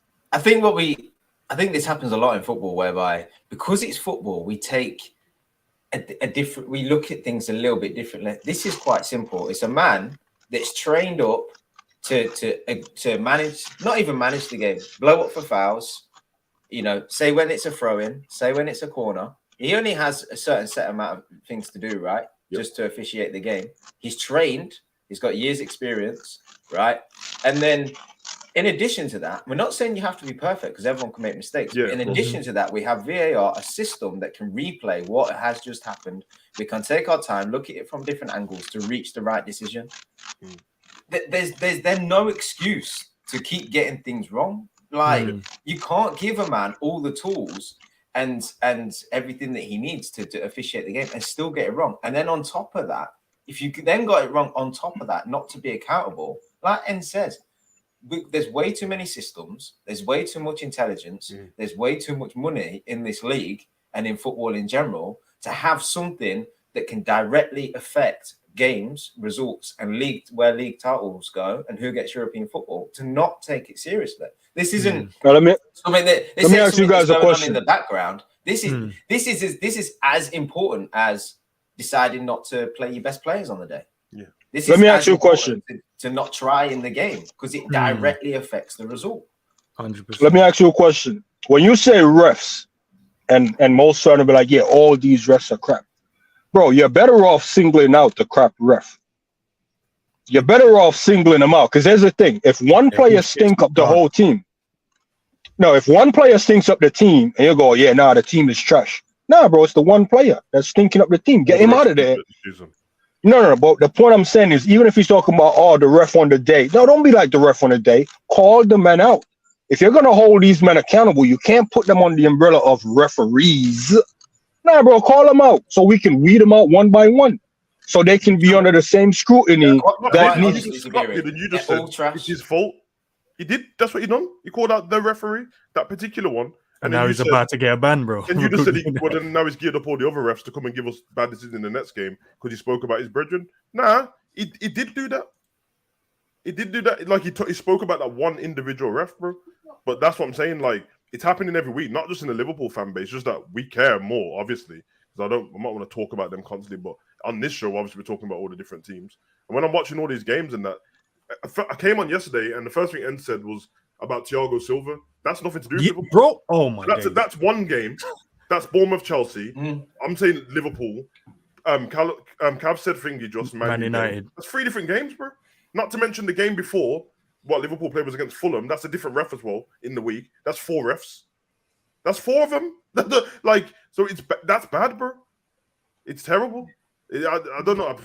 It's one of them. Like I know that there's certain things for refs that I give them certain grace with, because when things are open to interpretation, that's where the rules have ruined the game and not the ref. If the ref's following the rule and the rule's stupid, then it's not the ref's fault. He's doing his job, innit? Yeah. But there's some stuff like the prime example is anyone who watches BT, when Thingy comes in, Dermot, whatever his name is, Dermot Gallagher or whatever, their ref, and they ask him a question while the game's going on. So there'll be a foul or something. I'll be like, oh, what do you think, Dermot? Real will ask him.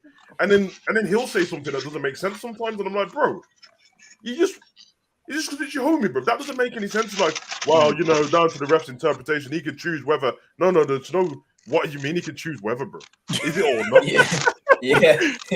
It's down to interpretation. And it could have been a foul. Yesterday. That's what I'm saying. It just remind me of anything to do with the law, bro. Police. Judges can do that as well. Judges can give you 5 years or give you 7. They just can, bro. And they give you the same crime, and you come in on one day, and it's like, you know what? Yesterday, I watched Kidulthood, and there was too many black dudes causing problems. So you know what? Today, this black dude, you're getting 7 years, bro. That's what happens, bro. Yeah. So, we can't keep doing that. Like, you brought VAR in to help the refs. On stats, VAR has helped way more decisions in the right, innit? And obviously, then the fans' problem is it's taking too long and all that. That's not. Sometimes it's to do with the refs, sometimes it's not. We don't need the theatrics. We don't need you to point a big box up and run over to the machine and pretend to look at it for 10 times. Because we saw what you can see. And now we get to see what you can see while you're seeing it. Because the cameraman's watch. And I'm like, oh, he's watching the same thing as us. Why does he not give it? And he's still taking long. Here's a little dramatic blow the whistle. I'm like, okay, so if you've had to go over there and do all of that, what did the VAR guy say in your ears then? Because you're speaking to him for a while already. I know he sold you. Yo, Anthony, it's a penalty, big man. Run over there, pretend to be dramatic.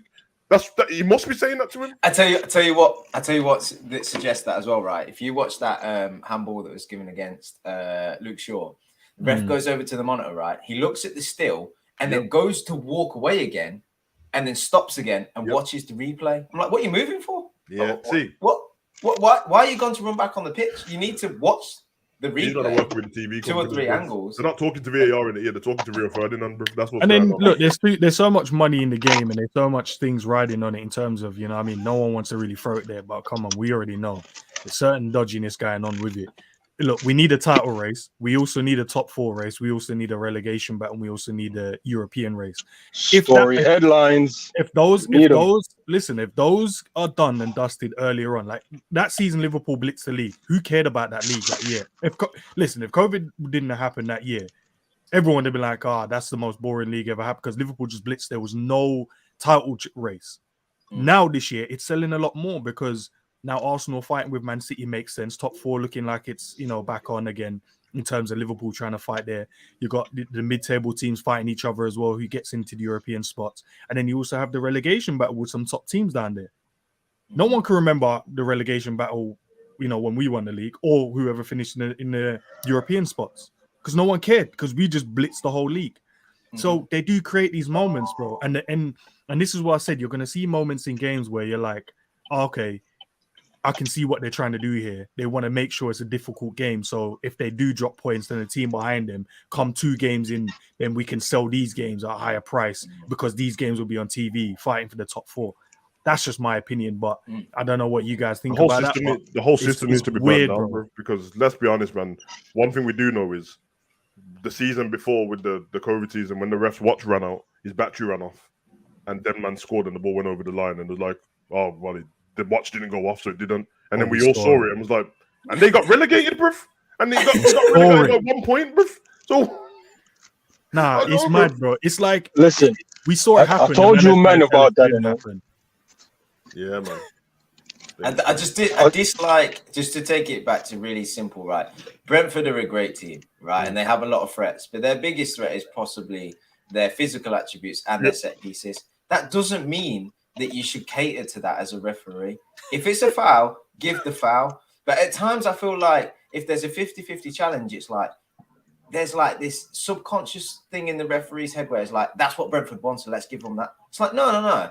Like if Brentford didn't get half the fouls yesterday, it'd probably been a boring game. And that's what feeds into your kind of narrative ends, is that take away half them set pieces from yesterday's game. Liverpool pretty much dominated it. It only gives the perception that Liverpool were in a game because there was so many fouls and the game got broke up and they were able to chuck the ball take it back into to the Nottingham one as well. They got their chances through throw-ins and whatever set pieces. And if you look at that one and look how shaky we was, they're like, if we create those scenarios again in this game, Liverpool could crumble, drop points, and then it pushes a more exciting game or it pushes them away from what they're trying to achieve. That's bro. But realistically, though, watch along. So I'm not even throwing a narrative. I'm not trying to throw an agenda. I said this in my watch along. I saw it. As soon as I saw the stats, I'm like, yeah, this is where they're trying to push this game. But listen, man, we don't want to accept it because, you know, certain events are fake and scripted and that. But bro, it sells on TV. It sells on TV. What I'm trying to tell you, man, these TV agenda, they need to happen. So like when people are like, oh, I'm happy for Everton to go down. Bro, that's one more moment. The TV, they sell up this story and they put on this goal zone and you know, Premier League mornings in the US, and they're running for like 2 hours. They don't need to run an Everton Liverpool game pre-match for 2 hours. But because it's Everton v Liverpool, they bring up these weird stats and talk about the city. And it's like, no one cares about the Everton side. No one cares. But they run this for 2 hours because that's what sells in TV. It's the storylines, man. So when they look at the stats of Brentford and go, yo, if Brentford get 5 set piece, you know, could be a game on because they only need 1 to create something. They're going to blow the whistle, fam. Oh, Konate kicking the ball away. Yellow card. Let him be disciplined. If not, that's a red card. Brentford in the game. Liverpool down to 10 men because Konate lost his head. Did he lose his head for real? So these are the fine lines that the game can be scripted on. Don't present yourself as some professional sports person that you're not. Then that's all you need to do. Then we'll just accept it or not watch it. But they're presenting themselves as they're doing everything right by the book. That's the problem. If you know, then you know. But they present themselves as that, and then the message. They're like Sunday League refs, bro. It's like what Cav just said. It's like every time Virgil jumps up for a header, I'm looking at the ref. I'm like, you're just looking at it as like Virgil's bigger than Ivan Toney, so it's a foul. Yeah. I'm like, what? That's not. that's You're not allowed to trouble. referee like that, bro. Did you see Virgil win that header completely Bro, clean yesterday? completely free, bro. And he blew it up. I'm like, what? And then the one against Mo was the same. That Yeah, when, Ben Mee done the Megan- same thing, but because against Mo. they're a bit closer in height, all of a sudden that's fine. Just Ben Mee and that. But that's what I would do in Sunday League, bro. And that's why I don't like it. When I used to do them headers in Sunday League and man got crumbled, I'd get up and I go gym, bro, dickhead. But this is professional football, bro. This is the Prem. Yep. Stinks, bro. Yeah, absolutely. That's what I'm saying. That's what frustrates me. Look, Virgil's challenge in the first 5 minutes where he just goes through the man, foul. Not arguing that. Yeah. Not arguing that, right? Not arguing these decisions. But when Virgil went up for a header and won it cleanly and barely even touched the defender, that's where I'm like, nah, something's wrong here. That just isn't fair because that's so clear to see that isn't a foul. That why are you then blowing it up? I tell you why you're blowing it up because it's Brentford and it feeds into what they're good at, and that's how you've got this perception of the game or the perception you're trying to build. I get that some things are natural to humans and that. So them things what I said, you're thinking about it, you just can't ref like that, bro. Yeah, if it comes into your mind, that's fine, but you just can't ref like that, bro. And can we just be grateful that the goal from Salah didn't get overturned for a foul on Tony? Because the commentator was talking that up. No, Ends. I don't know what you man was hearing. Them man was talking it up. I tell you, I'll give you another example, right? I'll give you another example. We scored a penalty last weekend because Nunes nicked the ball off the man and he clipped him, right? You can see the contact, no question, there's contact, and it's a penalty. Foden did really well. He skipped by a couple of men and drove to the byline, and the man put his leg out and there was contact. Similar kind of contact, different kind of situation.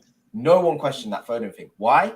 Because Man City plays slick football. Foden's a very tidy, effective player on the ball. Like his close control and his driving ability means that he will come into that kind of contact. So no one talks about it. Whereas Nunes comes with his technical ability is not great. His footwork isn't great. His technical, his close control ain't great. And then it's Liverpool, so it's like a question mark. No, it ain't. Wait, Cav. What are you trying to say? What are you trying to say, Cav? Are you saying if it was Haaland v Chelsea and Thiago versus Haaland, that would have been a pen? You saying the refs are in City's pocket? What you say? I'm just saying they look. What are you saying, Cav? I'm go back to Savage's point. They say they're refereeing to the book, but they're not. They're considering the type of players and the type of teams. The referee matches like fans, bro. Like home fans. Yeah, exactly. Yeah. They're literally refereeing it like us, bro. Like you can't. If somebody's known because they've dived before, sorry, when the next game comes and he gets fouled, you have to look at it as that foul, bro.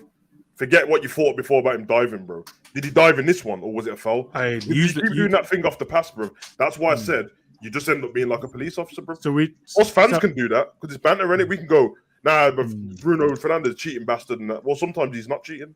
You know what I mean? Or Neymar, he's always diving and rolling around. Yeah, but I've also seen Neymar's kneecaps being blasted off because he's doing skill pass people. So he's not diving. Yeah, Grealish does that a lot as well. I thought Diaz, when Skip fouled him the other week, I said to him straight away, I was like, why'd you play acting like that, man? Like, I don't like that. I know he's our player. Then I saw it and I was like, oh, because I was wrong. But if you're a ref, you don't have the luxury of making these certain mistakes because if you didn't see it, safe on it. You're not going to see everything, bro. That's why using VAR for lines and offsides are perfect, bro. They should still be done quicker because everywhere else got an automated system now with the robot thing and it's like, it's offside. I don't expect refs and linesmen to get it all the time because the linesman's looking from far, bro. So he has to be, you know what I mean? He ain't going to see someone's toe being offside. Yeah. But when it comes to decisions and that and handballs and that, I'm like, if you saw it and you're like, I saw that as a handball, VAR check, does that look like handball to you as well? Because it's handball, done, penalty, bro. All this other stuff, bro. I'm just like, no, none of this interpretation business, bro.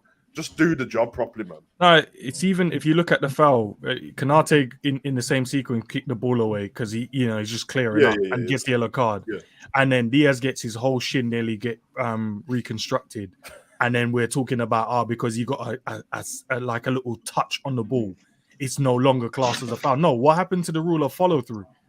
That's a part of the game. Were you saying that wasn't dangerous? But you can even take it even lower than that, bro. You can say, look at player ratings. Look how crazy people do with the player ratings, bro. Simple thing. Rate the players on the game. Man are talking about previous 5 games. Shut up, man. Rate the man on his game. Yeah, no look back pass for the first 3 games in that. That's mad. But I don't like the referee talks because I still think that Thiago one was a handball. But I understand the margin of he was falling on the ball and it wasn't intentional. So that's why I went to judge the ref. Like, bro, we know they're humans. So I would even back the point of in certain moment the AI should take over because the AI it's just is or it isn't.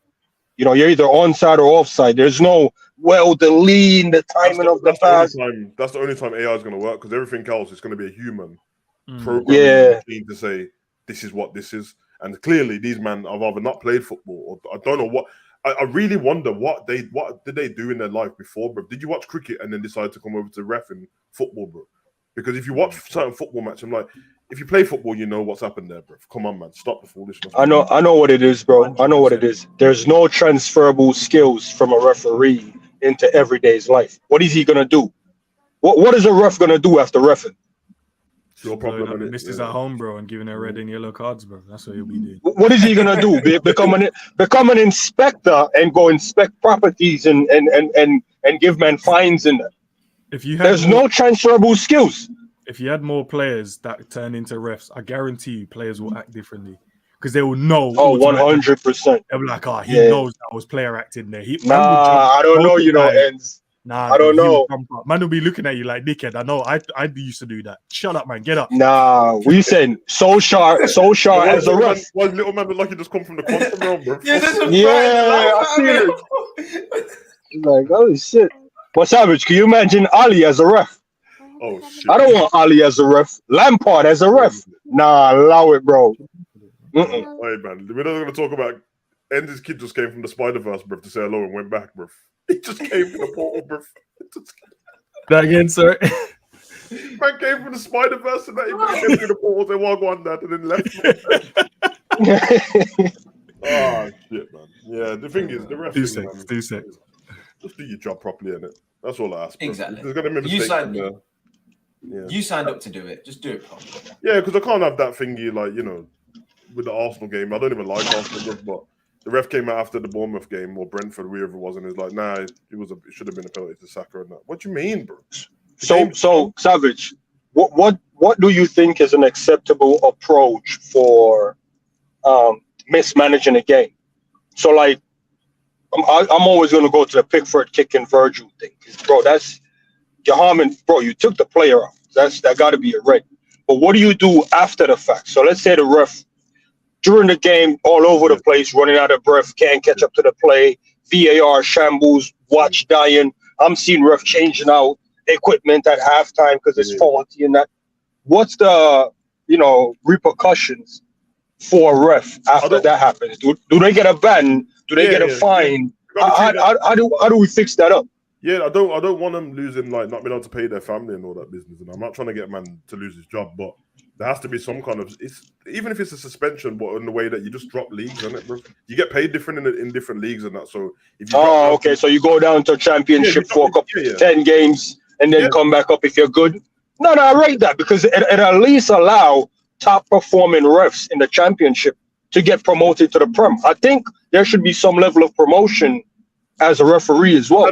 So if you're in League 2, they already have that. They already have levels of promotion for the refs. But I don't know, man, because I'm seeing the same dead refs, bro. So or suspend them for games, and then at least that way they know their next performance they have to perform better. They have to give a ref. I like the promotion. I like the promotion better, because if a man is in the championship, they do drop down leagues. Yeah. There's not enough games. Okay. There's not enough games to sustain the money to get paid in it, so they have to do bits everywhere else and that. But I don't know, man. Take away big tournaments from the minute if the World Cup or the Euros is coming up and that, you can't ref in this, bro, at all. You've been shit. Your chances. You know what I mean? Because to them it is a big thing, bro. Because of course all expenses pay. I don't even know. You know what? That might be the. What they get about 20-25 games a season.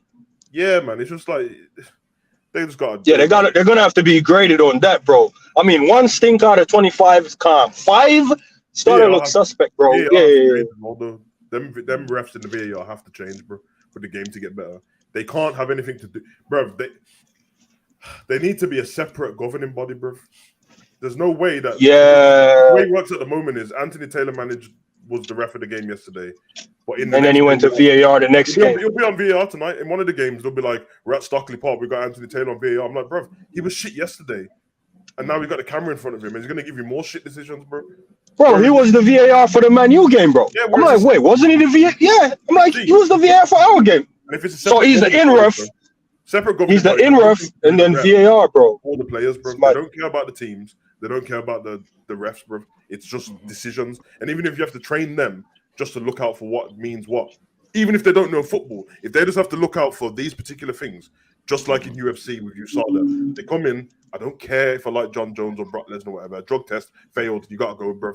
It ain't nothing to do with the UFC. UFC can't tell them, can you come on this day? Because no. We'll turn up when we're turning up, bro. And if you don't like it, it is what it is. And that's how it has to be, bro. Stop trying to give him character in this VAR name and that, bro. There's 3 dons in there. How all 3 of you has made a bad decision, bro?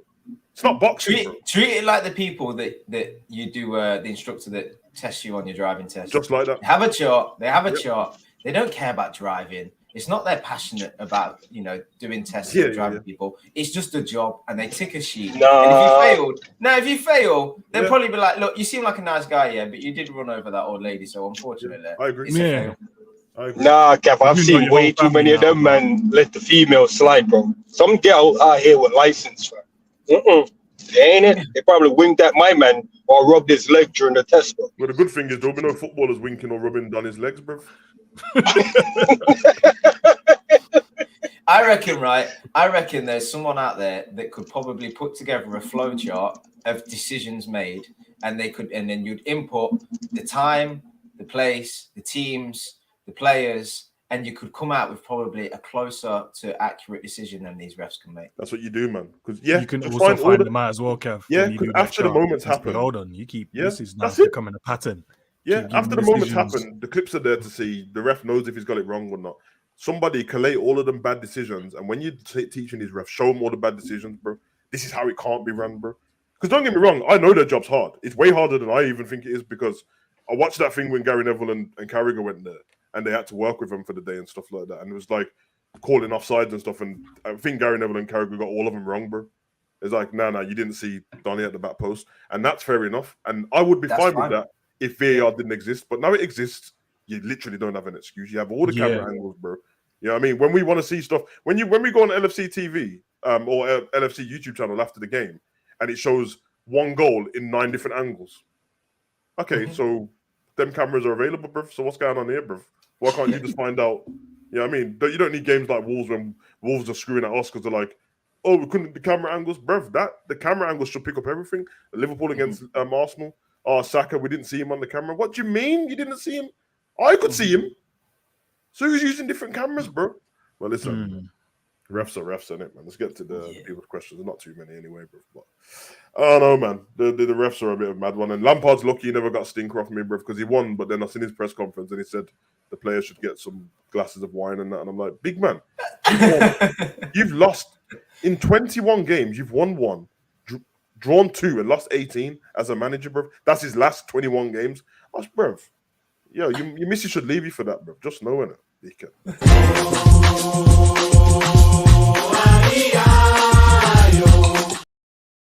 Not many star questions anyway. Ravi, we got Ravi.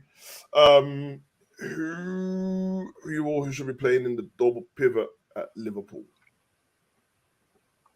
Well, currently, 2 that's currently there. Yeah, I guess in talking about transfers, too abstract, isn't it? Because you can just pick anyone then.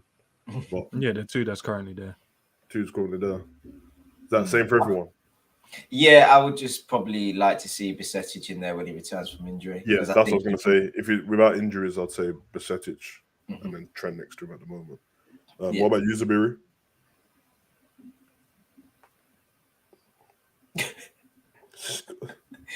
Are you driving or riding a horse? I don't understand what's going on.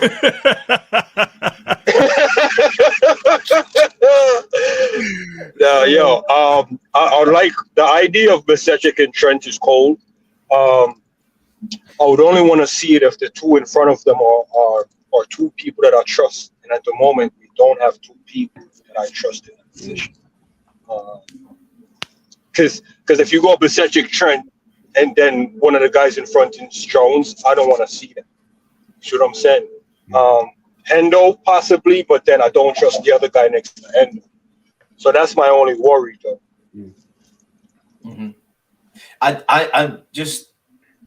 I'm a little bit concerned as well, and we probably won't see it a whole lot now. But the Thiago and Trent double pivot, I don't know if that works really. You know, I think they both try and I think they both occupy the same spaces when they're dropping deep and trying to be the main playmaker. I don't know if that would necessarily work. So that's I know that's not the question. That's the opposite of what the question was. But I think that's a combination that probably wouldn't work. I think if you play our formation, what we're playing now, and you want to play Thiago, you choose between Thiago and Curtis. You don't use the double pivot. And I think that's what you do. And then if anything, you use Curtis more, and then you use Thiago less and give him a chance to, get into it. Have more than one system. That's what we need. Come on. Yeah, when I push this one about Darwin, we should change it for him. You know what I mean? I'm glad, some people agree. Well, we definitely need to, because although Trent plays a lot, if Trent doesn't play in this system, what do you do? Yeah. Is there a guy that can do the inverted right back and be that good in midfield? I think that's why the guys that we're going to buy in the summer, innit? So whoever we buy in the summer, I think that will be that alleviates the pressure on Trent just being the sole creator as well. So if you get, the one that we're tired at the moment, McAllister, you get him, then you're not going to be so reliant on a Trent, because he can create whatever position you put him in. And same as Thiago, if Trent don't play and we still keep Thiago and he's fit, Thiago can then do that same job as well in those little half spaces. Yeah, that's true. McAllister will be great in our team, by the way. Anyway, John Conway, big up John. Where do you guys think Arsenal will finish next season? Kind of covered this earlier, but what do you guys think? I'm going to go kind of hard to predict now, actually, without the transfers. I think they'll finish outside the top four. Yeah, based on the team. I'll say third or fourth. I can see them pushing for third or fourth. I think next season will be a lot of pressure on them to carry on where they are. I think they're going to finish fifth next season. Same.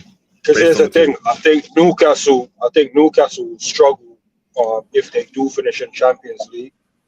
I don't think they might have some players that's used to it or have gotten a taste of it, but as a club, I don't think they're used to that type of pressure in Europe and balancing the league and all the cup competition in England. I think it'll be just too much for them, and they would have to prioritize one or the other.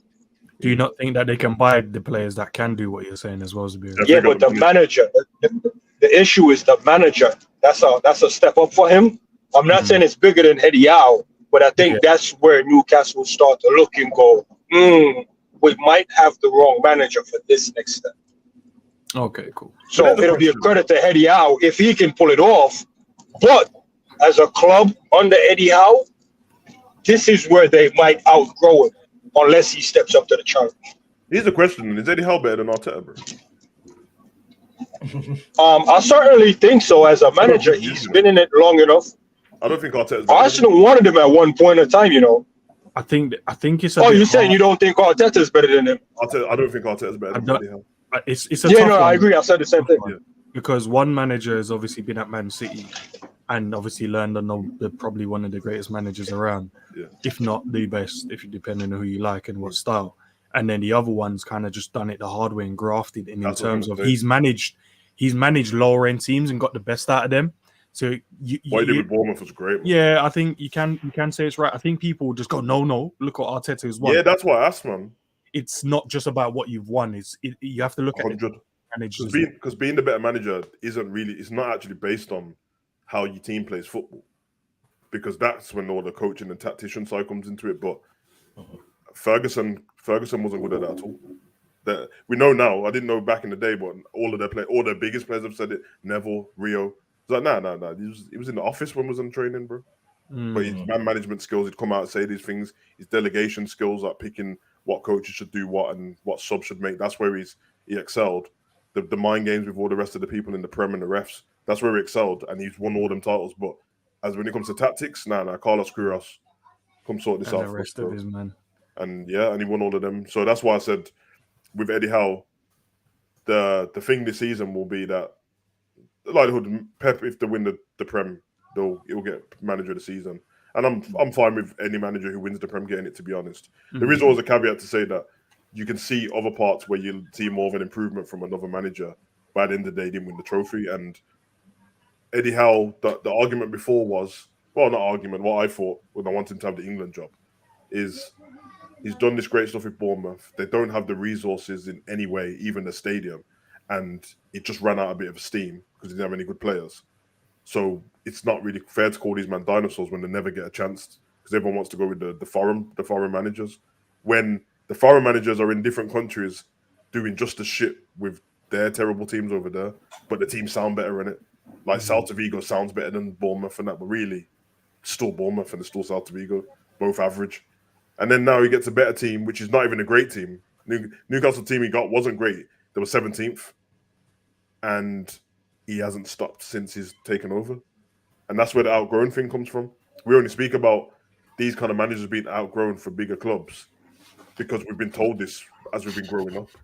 But no one's really had the chance. Same thing what happened with Mark Hughes at Man City, bro. That's where the narratives come from, innit? Oh, we'll outgrow him. When big money comes in, first thing people do is they look at their manager and they're like, but he's just like the English boring dude. When we're going to get Zidane and that in, bro. But realistically, if Zidane took over Newcastle at 17th, where's Zidane now, bro? Because I don't think he's third. I really don't, bro. From 17th, bro. I don't think he's third. So that's my point on that one. And for that reason, I think they're probably, if Eddie Howe's not better than him, I think they're probably neck and neck in terms of just different ends of the spectrum, really. Because Arteta's changed Arsenal. But yeah, he's taken them from 8th where he had them, by the way, to 5th, and then to now.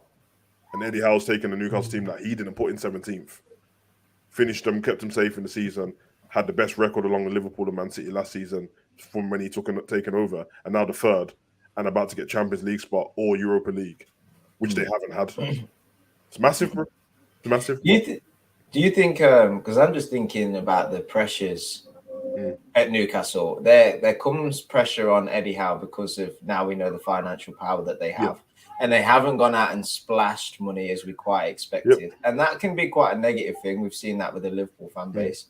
And it can sort of people's energy can channel towards the manager and be, he's not demanded it enough, he's not asking for it enough, whatever. And Eddie Howe, you know, as a man that's managed Bournemouth and not top teams before, you could quite easily look at him and be like, maybe it's him. He doesn't want big players because he can't handle them. So there's been none of that narrative. And I just think maybe it's because they've been in the top four for quite a while. So actually the fans are quite happy with what they're seeing. Now, they probably don't want to draw 11 games, but they accept that many draws because they're in a position that they're happy with. So I think Eddie Howe's done brilliantly well to put them there. He's managed the expectation, although like I said, I think that's been eased slightly.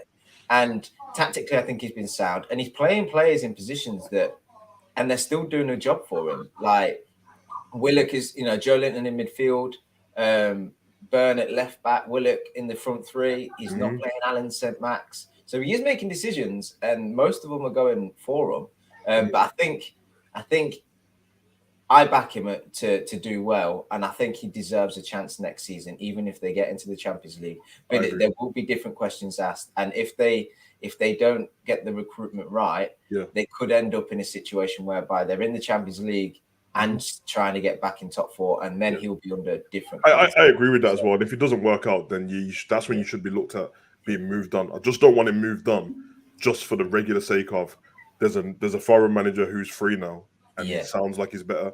And I'm like, there's no proof because not only that, he's done kind of that's where the Arteta thing came from.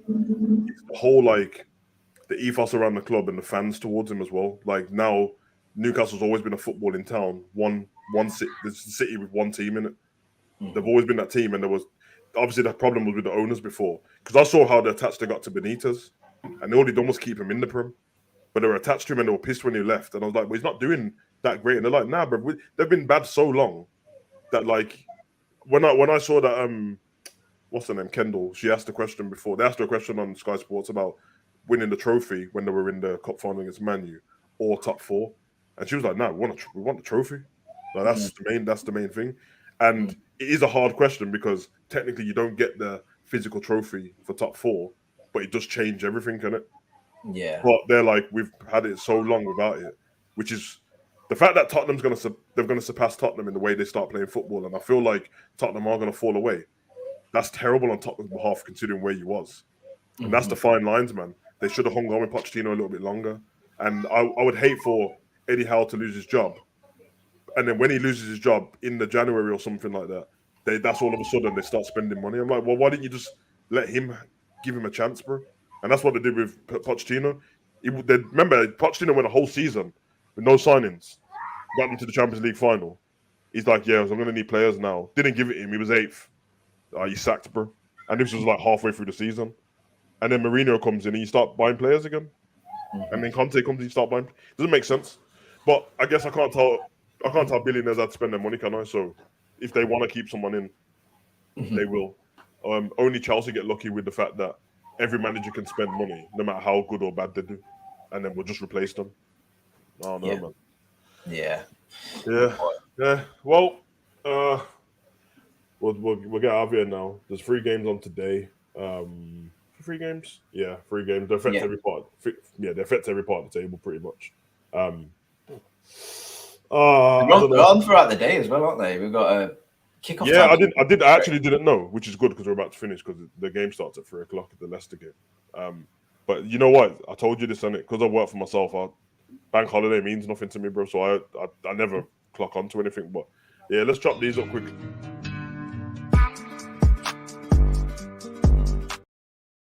I'll just go with quick fire round and that. Fulham versus Leicester. Cav?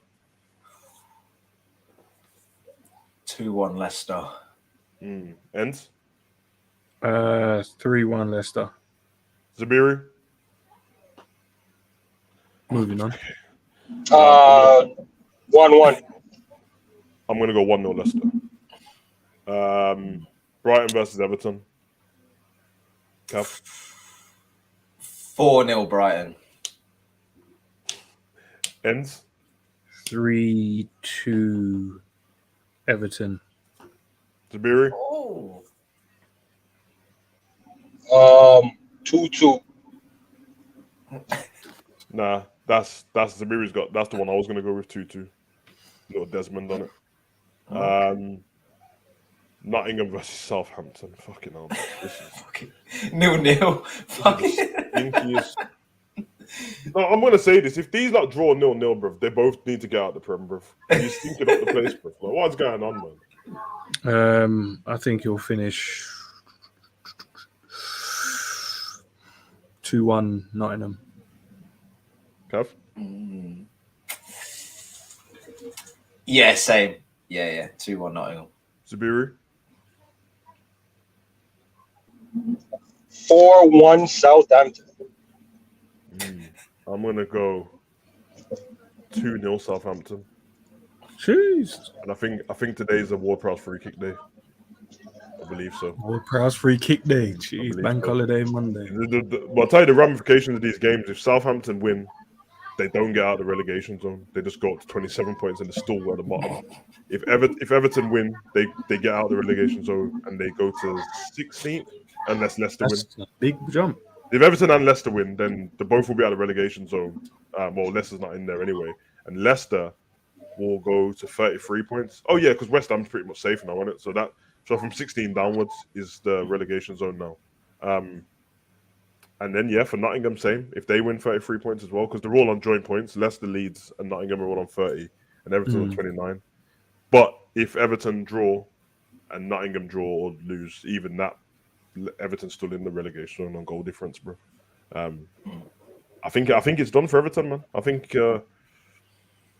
yeah, the drop that I predicted is the bottom 3 at the moment. It might change with Leeds. Can't really trust them, but yeah, I don't know. There's 2 Zabiris in here, which means we've entered the quantum realm, bro. I don't know what's going on.